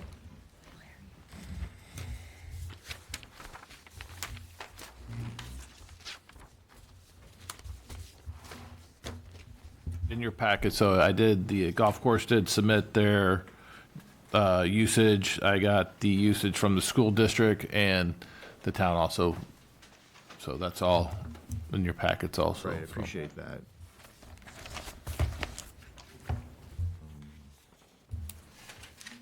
You want to come up? Oh, no, that Scott behind you. This, So, once again, so this isn't really on the agenda. they're part of the. It's the very golf- relevant. So is it just the way this was written? Because I certainly would like to hear what you have to say. What are we talking about? Let's go ahead and introduce yourselves, guys. Get a third mic somewhere. No, but I'm just saying for the record. Yeah. I mean, I don't see that it's on the agenda. Well, they're part of they wanted to be here for the reduction presentation. They're the golf course. Right, okay. So I didn't say anything specific about the town. I'm not trying to argue. I'm really glad you're here. Yeah. But that's all. It just wasn't clear on the agenda to me. Okay, so I'm glad you came in. So everyone just introduce yourselves. Hey, how you doing? I'm Scott Gilmer, the Director of Golf for Town of Yarmouth. I'm Josh Lyon, Head Golf and Ground Superintendent for the Town of Yarmouth Golf. I'm Mark Memo, Golf Course Superintendent. Welcome. So, yeah, we had, Barry and I had conversations when this was coming up, and we'd like to just kind of say what we do and how we do it and why we do it. So just a little background for the three of us. We have quite the experience in this industry of golf course, landscaping. I myself bring 15 years experience. Josh has over 20, and Mark has over 15 as well. We are all commercially certified within the state to purchase and spray pesticides. We all know that it's no shock that we are probably one of the, if not the biggest user in the town, and we do it safely, environmentally friendly to get the best out of the golf course and in the environment. So we agree with everything. We want to be an environmentally friendly component, but we also have a business to run as well. So just wanted to share with you the background of what we do and how we do it. So we're in charge of 2 golf courses, Bayberry Hills, which is 27 holes, and Bass River, which is 18 holes, both completely different environmental operations, if you will. You know, we have 18 holes at Bayberry, which has a whole 9-hole course that was built on the old landfill that has the cap and stuff like that. And then the 18 holes is more of a parkland in the woods type of golf course. And then we have Bass River, which is obviously with its name right on the river. So we have that to worry about as well. But everything we do is the understanding that we are a component of the environment and want to be friendly with the environment and to do what's best. So just a little background on what is going on. You know, we do roughly, $6 million in revenue for the golf course. We did over 92,000 rounds last year, so we're a very busy operation. And I think one of the key components that kind of people don't really realize is we've brought in over $1 million in indirect revenue. That's the players that play our golf course are going to eat at the restaurants, they're going to stay at the hotels, getting the Airbnbs, all that indirect tax revenue to the town. So we are a major economic contributor to the town, and we enjoy that part of it and want to make sure that we continue to do our part. So just want to say how, like how we do things. We all have to follow the law within the state. So we are all certified by the state of Massachusetts, who does routine check-ins, and we have to send our records to the state as well every single year. But so just a little background is, there's 7 key factors in the state law. Licensing certifications, which I went over, we're all certified. The 3 of us, we also have 3 more on staff as well, and we're the only ones that do the applications. So another key component is the product registration. There's many levels to the product registration. It goes from the EPA in the United States before it even ends up in the Massachusetts hands. And then Massachusetts has its own EPA that handles what it's going to register. So there may be stuff registered in New York that's not registered in Massachusetts. It all depends on what the state wants to do. The United States has its own regulations, and the states can further deem it more regulatory if they want to. So Massachusetts is actually a very not user-friendly when it comes to pesticides. They're very strict on environmental, groundwater, and things like that. So as we go through here, you'll see that we are in Zone 2, which is one of the big groundwater factors that we need to follow to make sure that we're not doing anything to harm the groundwater. So restricted use pesticides, guys jump in anytime if you need to. And then specific restrictions. Obviously we have to follow all these guidelines that are the law in order to actually spray pesticides on our sites. So the restrictions are more for school related and things like that. Obviously you can't spray when kids are in school and stuff like that, but since we're not school based, it doesn't affect us too much. But we do have to make sure the weather is right, keep people off the course for a little while. We have to do all the things that are required. We have to post that we sprayed before the spray goes out. We need to make sure that everybody's aware that we are applying that day. So all that is posted as required by state law. If you could go on to the next. As mentioned before, the enforcement and record keeping, the state doesn't usually let you know when they're coming on purpose to make sure you follow within their rules and regulations. So you may get a inspector that show up tomorrow on us, and we need to just make sure we've already been ready to go on our end, that everything matches what we need to do. They usually have their records on hand when they show up to our site, and then what we have in the building, needs to match as well as what we sprayed. So what is key here is the state is in charge of everything, even though there may be some home rule bans and stuff that may go into effect. The state does still have the final authority on what happens. We're all certified by the state of Massachusetts to spray this stuff. So we need to follow exactly what they say, because that's how our licenses fall. So as to Barry's question earlier, how this would become policed and things like that, how would we fall into that if a home rule would go into effect? We have to go by the state. Does Yarmouth have its own licensing program at that point? So there's a lot of unknown as to just putting some kind of reduction into place. So to hit home a little bit of our staff, we have us three other members that all have our license. 4 of us have a commercial license that can purchase and apply. 2 members just can apply. So we all had to go through education and state testing in order to do that. The 4 of us commercial license we had to get a regular sprayer license before we could get a commercial license. So what our kind of goal is that we're well versed in everything we need to do to make sure we're protecting the environment and the groundwater as well. So that's kind of why I wanted to come here after talking to Barry, to show everything we do to make sure that we're not skipping a beat and doing everything appropriately. So just a little bit about golf courses, and I wanted to make sure both superintendents here to tell their side of the story. So Josh is mainly over at Bayberry Hills, and I'll let him jump in here whenever he feels he needs to. But IPM programs are in use at all times. We do the best management practices as described by the Golf Course Superintendents Association and New England as well as UMass to do what's best in the particular situations. We also did our own reduction in rough areas to natural areas to make sure we're helping out the environment. I think we're over 20 acres at Bayberry that are all naturalized areas that have no pesticides that go in them whatsoever.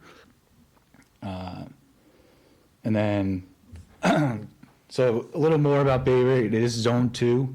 That's the highest you can get in the state is where it comes for protection. That's literally, Zone 2 is defined as groundwater protection. So we cannot spray any pesticide that would ever have a possibility to affect groundwater. So in the state's testing of all chemicals and things like that, if they deem one that they think is going to, they pull it from our use or anybody within a Zone 2, and you cannot spray that chemical. So when you talk about a reduction, we are already reduced because we cannot spray certain chemicals, and I listed all of them in the presentation as well. As far as Bass River, it is technically not in Zone 2, but we pull all practices that we do at Bayberry to Bass River to follow the same environmental guidelines to make sure that we're doing what's best. We set up pollinator habitats on the links course so that, you know, we're trying to attract the bees as well, whatever else we can do to help out. At Bass River this year alone, what do we do, 8 acres worth of natural areas? Yeah, we created 8 acres of natural area that is the tall grass that no pesticides are applied or fertilizers in those areas. So we want to do our part for the environment and what's best for everybody and to run a healthy golf course for the public to enjoy. So that's our mission and our goal, and that's what we want to continue to do. On the other side, we do significant water testing to confirm that we are doing the right thing and we do not have any ill effects to the water. We did a big test in 2014. I think I left it over there actually. Josh can allude to it a little bit, but in theory, basically what it says is the water going into the site and then leaving the site is actually cleaner leaving the site than it did coming in. So Josh can allude to it a little bit more, but we do this on a yearly basis to show that we are not actually doing anything wrong to the water. So I believe it's the Board of Health who, when Bayberry Hills was created, when it was built, put in some rules where we need to test for pesticides in the groundwater annually, and for the first 25 years we were testing for nitrates in the water.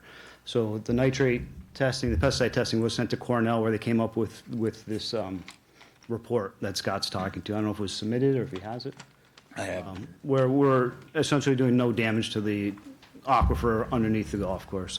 Where we are in the golf course, it's pretty interesting. They're researching it right now for wastewater, to get rid of the wastewater, because I call it the continental divide. Right along our 9th hole, the groundwater there travels north, and below that, the groundwater travels south. So the north edge had more nitrates in it from the neighborhoods and the septic tanks north of us. And the south border of the property, where we have more wells, had fewer nitrates, fewer, not toxins, but fewer nitrates in the water. So that was a pretty promising sign. And I think the whole property is 300 to 400 acres, about 120 acres of turf. So a lot of the property out there is still just woodlands, which is a nice buffer for everything. So yeah, that was the study that Scott spoke of. One of the things that one of the earlier speakers mentioned was not hearing the bugs and insects in our neighborhood. If you go out to the links course, where there's 16 to 18 acres of native lands, it's deafening. It's pretty awesome. You're out there, you just hear it, you see bees, you see butterflies, you see birds. It's pretty cool. So we're proud of that. We're proud that the town of Yarmouth is doing that on a reclaimed landfill, which we know how detrimental landfills can be for the environment. So that's what we've done with our landfill in Yarmouth, and we're pretty proud of that. Yeah, so to allude to what Josh was saying, we're doing what we can, and I think we go above and beyond to make sure that we're a good steward to the environment, and anything we can to help, we certainly will do, and that's why we took it upon ourselves to actually do more natural areas for pollinators and other things like that. So like Josh said, we may get like a bad rap here and there, but we're actually very good for the environment and want to continue that education, if you will, to the world. Yeah, we're proud of it. Just a little thing is that you see here is there's a best management practice purely for Bass River, and there's one purely for Bayberry. They're two different sites, and we follow what's best for each site. You don't just take one to the other and everything. We follow the zone 2 chemicals on purpose, and that's a big thing. But each course has to stand on its own, and you find different things to deal with. But we want to make sure that we're doing the best for the environment. So that's why we appreciate Barry inviting us in here. But we wanted to at least show that yes, we are a user, and nobody wants to use them, but we realistically have to use them to continue. And we will do everything we can to make sure we're doing it the best possible way. On the other side of this, we also are a reclaimed water site at Bayberry, and we're actually going to get further reclaimed water. So another environmental factor we're doing for the town as well to help in situations. So we want to continue to show the education that we're doing our part for the town and the community to coexist very well. I think that's pretty much everything I had, and we're happy to answer any questions you may have for us, but we just wanted to kind of give a little side of what we do and why we do it, so that you guys are very well aware. We just don't go spray because we feel like spraying.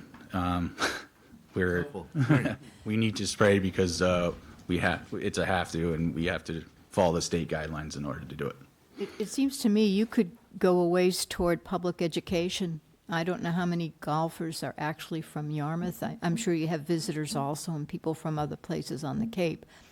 Do you have anything in your literature or any signage that kind of says this is why we're doing that, or we only apply the amount of pesticides and the allowed ones that are needed?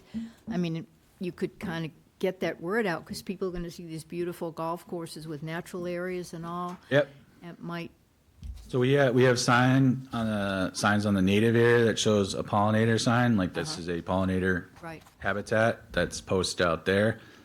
We ordered some more as we created more areas to show that we want you to actually stay out of this. We also ordered some environmentally sensitive areas for Bass River where the river comes into the golf course, to keep you out of there. We have on the scorecards and at the golf course on every tee, first tee, 10th tee, and the first tee of links, a reclaimed water sign that shows that we are a reclaimed water facility. We don't have any thing that says we're zone 2. I don't think people really know that, but we certainly can come up with some kind of way to say how we do it, to further let people understand how we're doing things. Because, some people will see the signs about the pollinators and reclaim, and oh, that's great, but other people might not know it's part of a whole program Right. that you're doing to reduce the use of pesticides and only use the ones that are the safest. Right. One of the things about that is we're using safer and safer chemistries. Somebody mentioned that, it's not 30 years ago, we need to modernize. The industry has been modernizing. There's chemicals that get phased out every year. New chemicals are brought in. There's insecticides now that don't have signal words on them, because the toxicity signal words on them, they just say keep out of reach of children instead of caution, warning, danger, because it's a safer option. So these are the products that we're using where we can. We're spending on grubs, hyperodes, different insects. We're spending a lot more money on the safer chemistries than the older ones that we still can be using, but we're choosing not to because we're trying to go the safer route. Great. Wastewater, people have mentioned. Right now, we're 50% wastewater, and I don't know if people know that the Lynx Golf Course has been irrigated with wastewater since it was built in 2000. So that for me, that's pretty cool. You know, and right now, both courses, all of Bayberry and the Lynx course, it's 50/50, well water and reclaimed septic, which is a luxury that we have in the town of Yarmouth, that we have, we have that supply. And we're looking to just increase on that with the new sewer system in town. We're looking to lose a lot of water at the golf course. I have a question for you, Scott. Yep. These Zone 2 chemicals that you say that you're regulated to use by the state, are those limited just to golf courses, or are those available for the general public at your local stores also? Should not be available, right? They are available. They're mostly available, I believe, yeah. Are they labeled any differently or anything that you know? How would I go in and know the difference between this one and this, like A and B? Is there a way we can educate the public in the future, say, hey, if you have to use it. There's a list of Zone 2 chemicals, which I provided in the report, that these are all the ones that we cannot spray. Okay. And then if that was in, say, a store, you would look on the label. Like a store obviously will show you like a nice picture and call it some other thing. Yeah. But on the back is the label that has the chemical name. For example, like, Roundup is glyphosate, stuff like that. So is it easier to say what you can't use than what you can use because they changed the names and labels and everything? yeah, you got to kind of look at the chemical name in order to know like exactly what you can't use, because they do a trade name and you got to make sure that, okay, this is actually this. So we need to make sure that the chemical is one that we can use or not use. So. An example of that is we know that Roundup is a broad spectrum herbicide that will kill anything, but now they have Roundup for your lawn, which won't kill your lawn. So that's obviously a different active ingredient. So that is something that consumers should be aware of.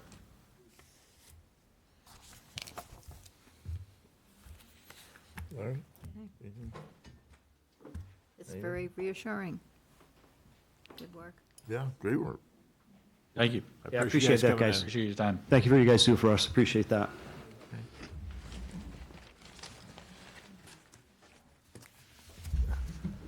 Okay. Let's go. All right, so we're up to the swine regulation review. Okay, this is sort of a change in theme here a bit. Thank you, Carl. Basically, I know I spoke with Natural Resources, and apparently there was a pig wandering around the neighborhood. Neighbors were there, and Natural Resources got called. They came. The pig was placed in a cage and was taken and then returned the following day. So, Barry, some things you want to add to this, or just so everyone understands what we're doing here? So it also came to my attention that there was a pig rescued running out. First I heard of it. So once I found out who the owner was, I did some research on our regulations, our stable regulations, and Chapter 202 under stable regulations, under definitions, farm animals, all sheep, goats, ponies, and horses, bovine animals, mules, donkeys, and llamas of any age or sex. Swine are prohibited in the town of Yarmouth. So and all the research I've done, that is the only place that I see where swine are prohibited or it talks about pigs or anything like that. So, and that was put into regulation in 2007? April 2nd, 2007 by this board. So I'm not for sure why that line was in there. A lot of the chair, there's not a lot of the people on the board are not available to be reached right now. So. And it's because of that you asked, I assume, the Yes. owner to come So then in. I found out that that's why I invited Russell in to give his side of the story and Great. tell us a little bit about what. So introduce yourselves for the record. And I'm Russell Willicott Jr. This is my wife, Dawn. Can I give you guys some pictures? Absolutely. I didn't know how many people would be here, so you're going to have to kind of... There you go. We'll do fine. Yeah, we'll do that. Yep. Great. Nothing for you guys, I'm sorry. No, here you go. We can take one afterwards. So, I'm a lifelong Yarmouth resident. In 1978, I was hired by the Yarmouth Fire Department, got laid off in August of, in 1980, brought us in 2.5. Chief Clements said if I join the military, I can have my position back once I do my tour. Like the military.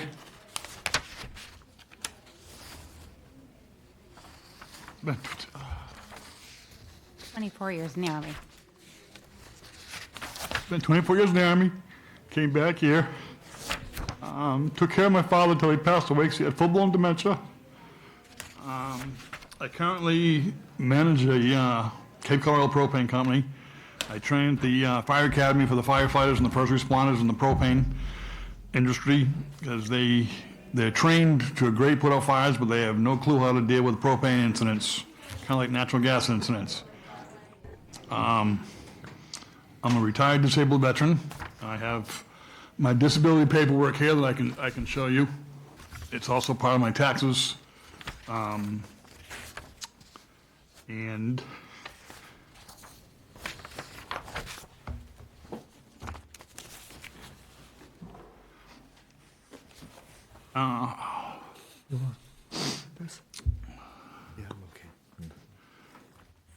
bottom line is I kind of have issues, as you're kind of seeing. Great under pressure, I can deal with a lot of things. There's some things just hit me. I had a emotional support animal before. That was a dog. Dog had to be put down. 13 years ago, I got the pig. I had no rule, and I had no idea that it was against the law in any which way, else I probably wouldn't have done it. According to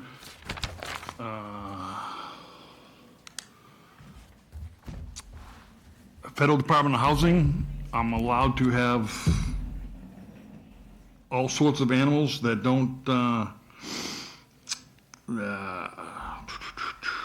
you can have dogs, cat, reptiles, rodents, small mammals, birds, and fish. The FHA and the Federal Department of Housing pretty much says that you're allowed to have them. If you're a landlord, you need to have permission from, I believe, a doctor, or it's against the law to even ask for it. There's only 2 questions that they can ask you about your disability, not about your disability, about your animal. And I think that I'm allowed to have my pig. You see by the pictures, it's not a pig like you'd see on, TV at Wilbur growing up and Green Acres or things. And Facebook showed a picture of the wonderful natural resource guys with the pig in the cage. You can see the pictures that the pig goes with me 90% of the time. What's the pig's name? Pig's name's Violet. Violet. Yep, so on Facebook it was called Wilbur, and within minutes people were calling me up, where's Violet? And I'm like, what do you mean, where's Violet? She's on Facebook. I'm like, what? So went on Facebook, called the Yarmouth Police Department, they said, yep, we got your pig. And then they reposted that we found Violet's owners and this and that and the other thing. You can see that she's in the truck with me, driving, on the first page. You'll see her camping on the second page. You'll see her at the house on the couch because she's a in-house pig. She's not a pig that roams the yard. She's not going to be butchered. She's 60 pounds. She's a, technically they call it a teacup pig, but there's really no such thing as a teacup pig. Because if I fed her a lot or didn't have her on a strict diet by the veterinarian, she could be a 300-pound pig. But I do what the vet says to do. We have her on a great diet. She walks. She has exercises. You can see her on my lap at my house. You see her on the couch by herself, sitting there watching TV. You see her with another dog that we have. You see her with her octopus. You see her in the camper, at the door, sticking out the camper. She's a big hit at campgrounds. She's in the backseat of the truck, going camping because the camper's behind the truck, I can see in the picture. Another picture of her in the camper. Picture of my dad when she was a baby. So that was 13 years ago.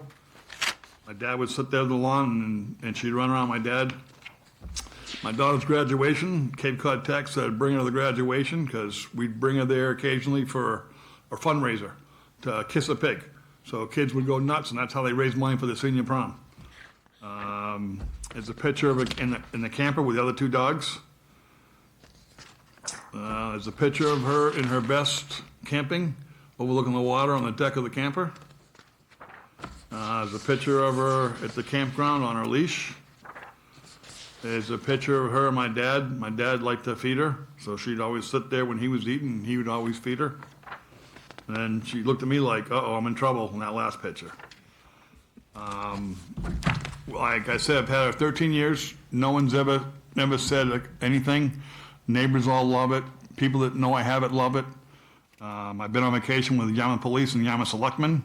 They know that I have the pig with me. They might fly on vacation. I have to drive because I need to have the pig with me.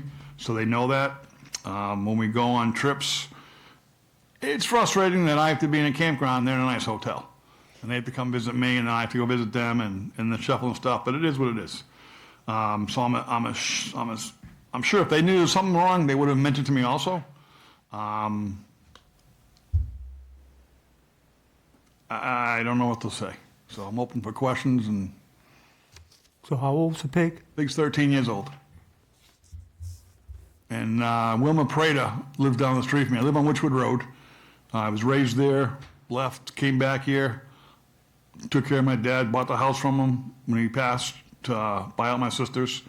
And Wilma Prada lived down the street, and her husband would always be walking his dog around every day. And he'd see the pig out there, and so occasionally I'd bring down to see Wilma, and she was just like ecstatic. I'd spend like an hour there like once a month with her, and just everybody that sees her just is in awe.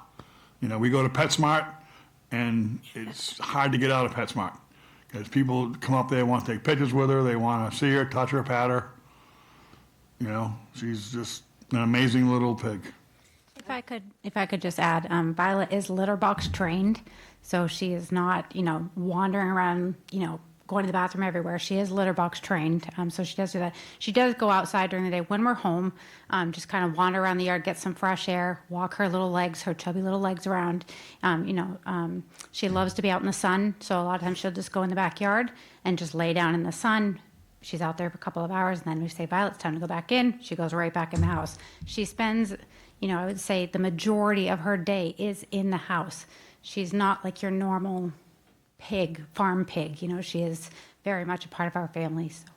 How did she get out? That particular day, I was just going to bring that up when she mentioned that. I was home with her in the backyard, and I got a phone call from a fire department about a propane leak, and I just ran out, jumped in my truck, and took off. Didn't even think that she was in the yard, and didn't close the gate. So we have a gate so the dogs can stay there. So we get home, the dogs just come out, they stay in the backyard. She's out there, but it's not normally. Not 99% of the time the gate's closed.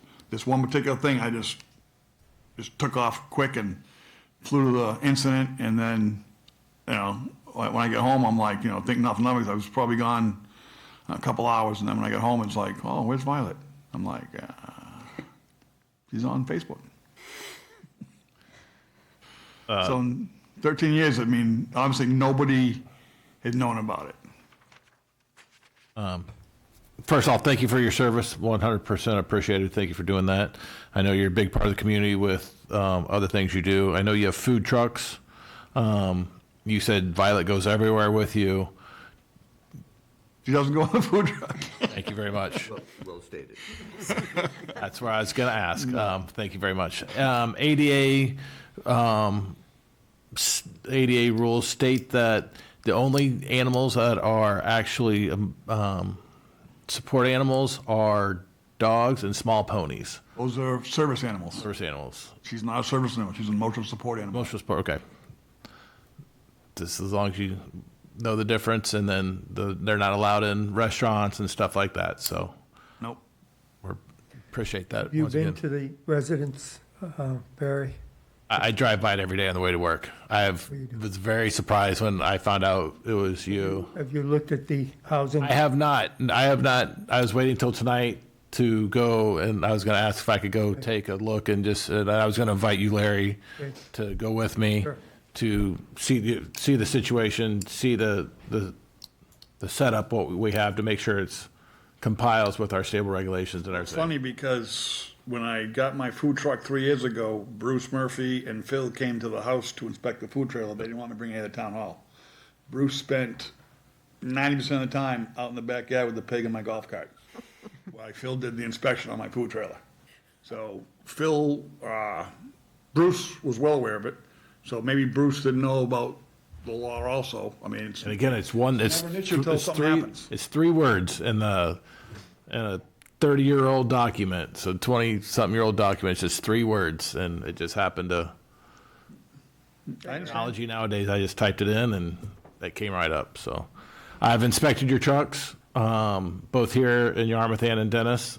They're very clean, very good. I've never found any issues with them. I know they've done a lot of donations and free stuff for the communities to help stuff also. So We're I going to was tomorrow for the Dennis Police Department where we're giving out hot dogs for the National Night Out. Portion of our proceeds go to the Veterans Outreach Program. We recently got recognized from Veterans Outreach and from the Senators of Massachusetts for all the work that we do for the veterans. Congratulations. We try hard. And she won't be attending, will she? Thank you. So Barry, can I just make a recommendation? We go visit and then come back and report back to the board? Yes, sir. Larry Make is a that veterinarian. Who's the veterinarian that treats her now? The doctor in Bourne. She goes to All Pets Medical. Medical. Pardon? All Pets Medical. She raises pigs also. Okay, do you take her to the vet? Yep. Or does the vet come to the house? No, I bring her up there, and then we have they used to go up there and do her nails. Okay, Because if we try to do them, she is just out of her mind. sure. And so now we have a person come to the house every 3 months and keep her nails trimmed and Do they keep her have to healthy. sedate her, or is she Nope. okay with it? Nope. Yeah. Yep, so her and her husband come, Yeah. he sits down, he gloves up, he holds her, and she's like, within 5 minutes, done. $300, thank So you very you've got a much. harness for her? Yep. Yeah. How did you end up with her? I was at a conference one time and just found the joy of the little pigs. Uh-huh. And then I inquired about getting one, and then they had them up in Springfield, so I went up to Springfield and got her. Sure. Good. Yeah, so I think we should take a visit, come back, report back to the board and go from there. Yes, sir. Let's keep things as they are, with the gate closed, obviously. And Larry's going to check on the octopus as well, so to be aware of that. The octopus might be gone. I think the dog got that. Dog might have thought it was his toy. Dogs love their. And Violet bark puts up boxes. with that? Violet, you'll be amazed. She just, She's chill. yeah. Very, very. Doesn't tear up the yard? No, No. no, she doesn't root. Like, Most pigs when I are first got her, it was like, notorious get a rooting box, get this, get that. She is the laziest thing there is. She walks and then she just slits down, lays in the sun if she's outside, sits on the couch. Every night I get home and she just sits in the spot. She has a spot and she sits in my lap every single night until I go to bed. And then just, she has a litter box. She eats twice a day. And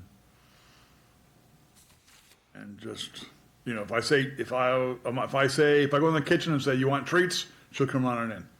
But other than that, you could come in and burn the house down, steal the dogs, shoot me. She's gonna be like, oh, okay. Yeah. Chill. Yeah. When would be a good time? This week? Good? This week is not good because I have double events all week long. Okay. Next week we could, Please reach out to me. I'll give you my card on the way out, and then Larry and I can set up a time with you. We can come out. Okay, good. Okay, thanks for Thank you coming in. very much. Say hello to Violet for us. Thanks for coming in. Thank you, Russell. You're welcome. Okay, we're up to private well sampling program. All right. Thank you, sir. Here, my card real quick. Thank you. So the Barnstable County Health Department put a program together for people with private wells to get them tested. Again, education, they put it out on their social media and everything. Within 48 hours, they had over 600 applications, which is amazing. That's the power of social media. So they've tapped out on their amount that they can do right now. So the program's out there. They're not taking any more applications. I know Yarmouth did get a lot of them. It's going to be a great program. The county's going to keep us in the loop when they're going to reopen up for more testing. So when I put it on the agenda, it was within the first 24 hours. So there was still spots, but I wanted to leave it on there for us just to let the public know that's watching that they do have a program. If they want any more information, they can call 508-786-2297, and they can get more information on that. So, Yeah, there are commercial companies that do that. yeah, at a cost. This one was free. This one was complimentary testing done. I don't think the cost is too bad, though, if you did want to go through, if they couldn't have access to this program. If they're very concerned about their quality of the water, I think there's several companies out there that even off Cape, they'll come down and test the waters for them. So, Is there going to be some sort of compilation of statistics from? well, this I'm sure there will be. Once they get it, they'll put Shared together with some departments statistical or- information. Yeah. As well as the residents, of course. Yeah, and I'm sure within that they'll highlight We had ours- hot spots and We did our- good spots in it. So, Be interesting, particularly the wells that are near the spraying, the right-of-way spraying Yep. programs. and then the wells that are in the railroad and the Eversource. Yeah. That's what I meant, the Yeah. right-of-way spraying, yeah. So, Okay. Okay, thank you. It looks like it's review and approve minutes time. Now, there are 5 sets here. Let's see if we can kind of streamline this a little bit. Does anyone have any corrections or comments on any of the minutes? Okay, that'll be quite easy. There were 5 meetings. Thanks for doing that. Charlie was not at 3 of them. The rest of us were at all of them here. So perhaps someone can make a motion that would be the dates for, well, that person can do it. Anyone need to look? I have the dates out here. Wanna run through You it? can wrap them into one, is that? I'm going to say we will. We'll ignore any regulations against that. Oh, ignore the ones that Charlie was absent? No, We can do it. just, without- yes. Okay. In other all words, right. he could not if he was here, that was all. Okay. I move that we accept the meetings of the Yarmouth Board of Health for January 8th, 2024, February 5th, 2024, March 4th, 2024, and April 1st, 2024, and also July 7th, 2025. Second it. Okay, any discussion? Great. All in favor, raise your hand, accepting the minutes as, Aye. okay, Aye. thanks for doing all of it. Okay. Yeah. Yeah, it's a lot of work. She's got more to come. They didn't tell you ahead of time? Anyway, so, new and old business. Mary, any update in plastic reduction work? Yes, we're moving toward finalizing a regulation that will be Board of Health regulation, so obviously it will come here to us, and it will go to Town Council, and it will be put, we're hoping the timeline can be met. It will put on the, it has to be actually, on the town meeting warrant, because it's a follow-up to the town meeting warrant that banned all plastic, and that was not realistic, and also nothing happened with it for whatever reason, and it's, in the past, it doesn't matter right now, but we have been working on it. A task force, Barry is on it, there's 2 restaurant owners on it, the chairman of the recycling committee for the town is on it. We've had Mark Forrest attend, Liz Argo has attended most of the meetings. Jay was at a couple of the first meetings. Who else is on it represented? Mary Vilbon from the chamber, who's also Mark. been. Mark from the Yeah, I mentioned selectmen, did you? Yep.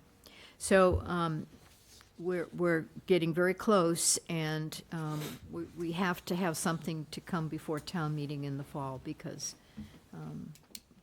people have been put off, the citizens have been put off. And we do not want to appear that we are dragging our feet on this. So that's kind of Yeah, it. we're going to try to get it in front of the next Board of Health meeting on the 18th. Right, there is a plastic reduction committee meeting Wednesday. So that. Public is welcome to come, please. Absolutely, yeah. And this one is at the Chamber of Commerce this time. Yeah, and they do have recording facilities, Yes. she said there, so, Yep. yeah. Thanks for doing the work, Mary. And Barry, yep. Important stuff. What about the status now of the irrigation systems in use in Yarmouth? Anything that we need to know? Any changes? I think there Well, was one. Monday is Yarmouth Port That today. would be today. Yes. Those in Yarmouth Port can use them. I think it's just one day a week. Is that Right. correct, Aaron? Right. One day a week. Yep. Yeah. But we can hand water, right? Oh, yes, yes, you Yes. can hand water, yep, yep. I planted a bunch of hydrangeas that all lose those. Yes. The RAC meeting I just attended, things are progressing, and like the gentleman from the golf courses mentioned, they're using already reclaimed water, and they have said that they'll take all that they can get, but that depends on the Department of Environmental Protection, and the town is still working with them. And when the golf courses close in the winter, they will do some additional testing to make sure that the additional water that we need to account for can be properly sent to Bayberry Hills and reclaimed there. So, and we also got a small grant to do that testing, which is nice, because it's been a long process to find a secondary place to put the reclaimed water once the whole system's up and going. So,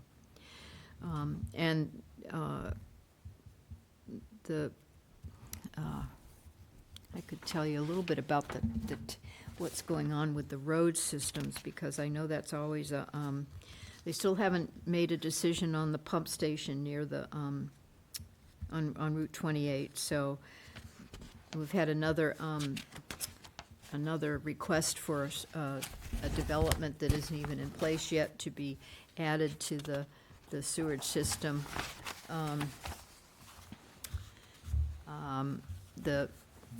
There's no work going on until after Labor Day by one of the contractors, Rivoli, and then we'll go back to South Shore Drive and the side roads and a force main and a pump station. And there's going to be a pump station work being done shortly near the Pancake Man on 28. And they're working on the side streets of Old Main Street and finishing up Commercial Street. And there's a question about whether there'll be final paving done in the fall or not, because the state is going to be starting bridge work in the fall. And the question is, should the town spend hundreds of thousands of dollars to repave if the Department of Transportation is going to come in and just dig it up anyway? So they have to resolve that and figure out what to do with that. So, but there's 90% of the work on Route 28 is done, and there's no more work right now from Memorial Day to Labor Day in any of the upcoming contracts. So, And there's going to be, I think, some more education done by the committee for the public about things moving along. There's going to be a meeting with the school buses to talk about the work starting up in the fall again. So, I mean, people are working on things all along the way here. Thank you. And I had one other thing. There's a handout on vaping. It was in the Globe, and it talks about the latest studies. And as we know, but, and Dr. Spillane said you can't inhale heated vapor with chemicals in it and not expect something's going on with your lungs. And it talks about the problems. So I feel good that we were on the ball with what we did with the tobacco and flavors and vaping and all. Barry, just let us know what happened over at Gray's Beach. Yeah, so last week, 2 weeks ago, there was, we get testing done every week by the county. They have a county sampler that goes out and tests it. Gray's Beach tested high. When a beach tests high, they flag it within the system, and then they go back and retest it again. If it tests high again, then they notify the department to post no swimming. The beach itself was open, the boardwalk was open, but the swimming was posted no swimming. Then the county tests daily until they get results suitable for coming back. It took a little while, it took 5 days for it to get to a suitable level. It came back last Saturday, was the suitable level, and we were unposted it when drove out there, let the gate attendants know, let the lifeguards know. Lifeguards were on duty the entire time, informing people that it was unsafe to swim. So we had it on social media. I was a little late getting into the social media, I'll be honest with that, because I was working with Phil before. So Phil said that he never had to tell the social media department because there wasn't a social media department there to tell before. So that was an aha moment for us. So now we know besides you guys, the town administrator, social media is going to be, our social media team is going to be one of the ones notified quickly so we can get that out there for the safety of the public. So I had one comment from the public about why at Gray's Beach the water comes in and out all of the time. Why did it turn up? I have no idea. Even just right across the way in Dennis, those beaches were fine. So it might have just been, I don't know, might have been where they were sampling. It might have been a boat that Discharged something. Yeah, discharged something. But it's a very sensitive test that they do, and it picked it up. So, and it's better to be safe than sorry. Right. And there were two properties that we were dealing with individuals who are hoarding, and it created some unhealthy and dangerous locations. So we'll talk about the first property. Now it's come to attention. It's already been in the attention. I've mentioned it to you to the board before, but we're getting a lot of people involved now. I've reached out to Outer Cape Healthcare. Brianna Smith, she came in one time, gave a presentation. We're getting her involved. Justine, the town clinician from the PD, we're gonna get involved. We're trying to get the county involved also, just to get these resources to help these people. It's a lot for our little department to do on its own. I've done what I can do, offered as many services as we can. And unfortunately, these individuals will say yes, and then won't follow up with what they're doing. So we're trying to take a little bit different approach, and we're trying to get as many resources. We don't want to come in like a SWAT team, but we want to get the right people, know how to say what they need to say to get these people some help. It's sad, but the neighbors want to be nice and like, well, we all got together and we want to go help them and just clean up. And unfortunately, they can't just walk into someone's yard and clean it up. That's not their property. It's trespassing and stuff like that. The intentions are good. If they work with the homeowner to help them do that, then that's a solution also. So, town administrator has waived dump fees if they get a large dumpster to dump at the transfer station, which is nice, and that's a huge hit right there. So and I tell the neighbors, I was out there this morning, I know we've been working on this for a little while, for a year or so, but it takes an army to help these people, so. It's a chronic mental illness, and it's really difficult, and there are other properties, I'm sure we know, just from living here and driving around. And I can't just, you can just condemn it. I'm like, legally, I cannot condemn it. It'd be up to the board, but then the board, that doesn't solve the problem. Then the problem's still there. So we're trying to come up with solutions on how to help these individuals properly and right and better them for the future, so. One of the issues I think is really important is if the person's endangering themselves, the situation is such that it's a fire trap. Yeah. That we need to know how and legally what we can do. Yep. So I know. The most urgent scenario there could be. I know it's been moved to council to get their opinion on these now also. Well, also the rodents and So believe it or not, I was conditions. out there today, and that's a trigger word is rodents and rats. I was out there today and I walked the property and I did not see one burrow at the house I was at today because it's not trash. This house I have pictures. There's socks, there's books, there's blankets, there's pottery. This person is going to thrift stores and buying it with the good intention of reusing it to help other people to rehome it. Unfortunately, once it gets back to the house, it just stays there, and she doesn't want it to get ruined, so she puts it in trash bags. So then you just drive by, it looks like a bunch of trash. So I walked the entire property today, and I didn't see any rat burrows, which is good. I mean, which I was surprised. I was expecting to see some, and I took pictures just to make sure I wasn't crazy. Our next meeting is the 18th. Yep. So everyone has that in their calendar. I do have one more thing, Hillard. I apologize for new business. Oh, great. So I am not going to take credit for this. I'm going to give it to Sarah, Riley, and Deb. They're putting together a monthly health awareness program through the health department, what they're going to do. September is child obesity, so they're putting a program together. It's September 23rd. It's between 3 and 4:30. It's going to be here in this room. The Cape Cod Community Pantry will help provide healthy snacks for children of ages 4 to 12. They can come to the town hall right down here, pick up a snack bag. There's going to be a little contest, a coloring contest.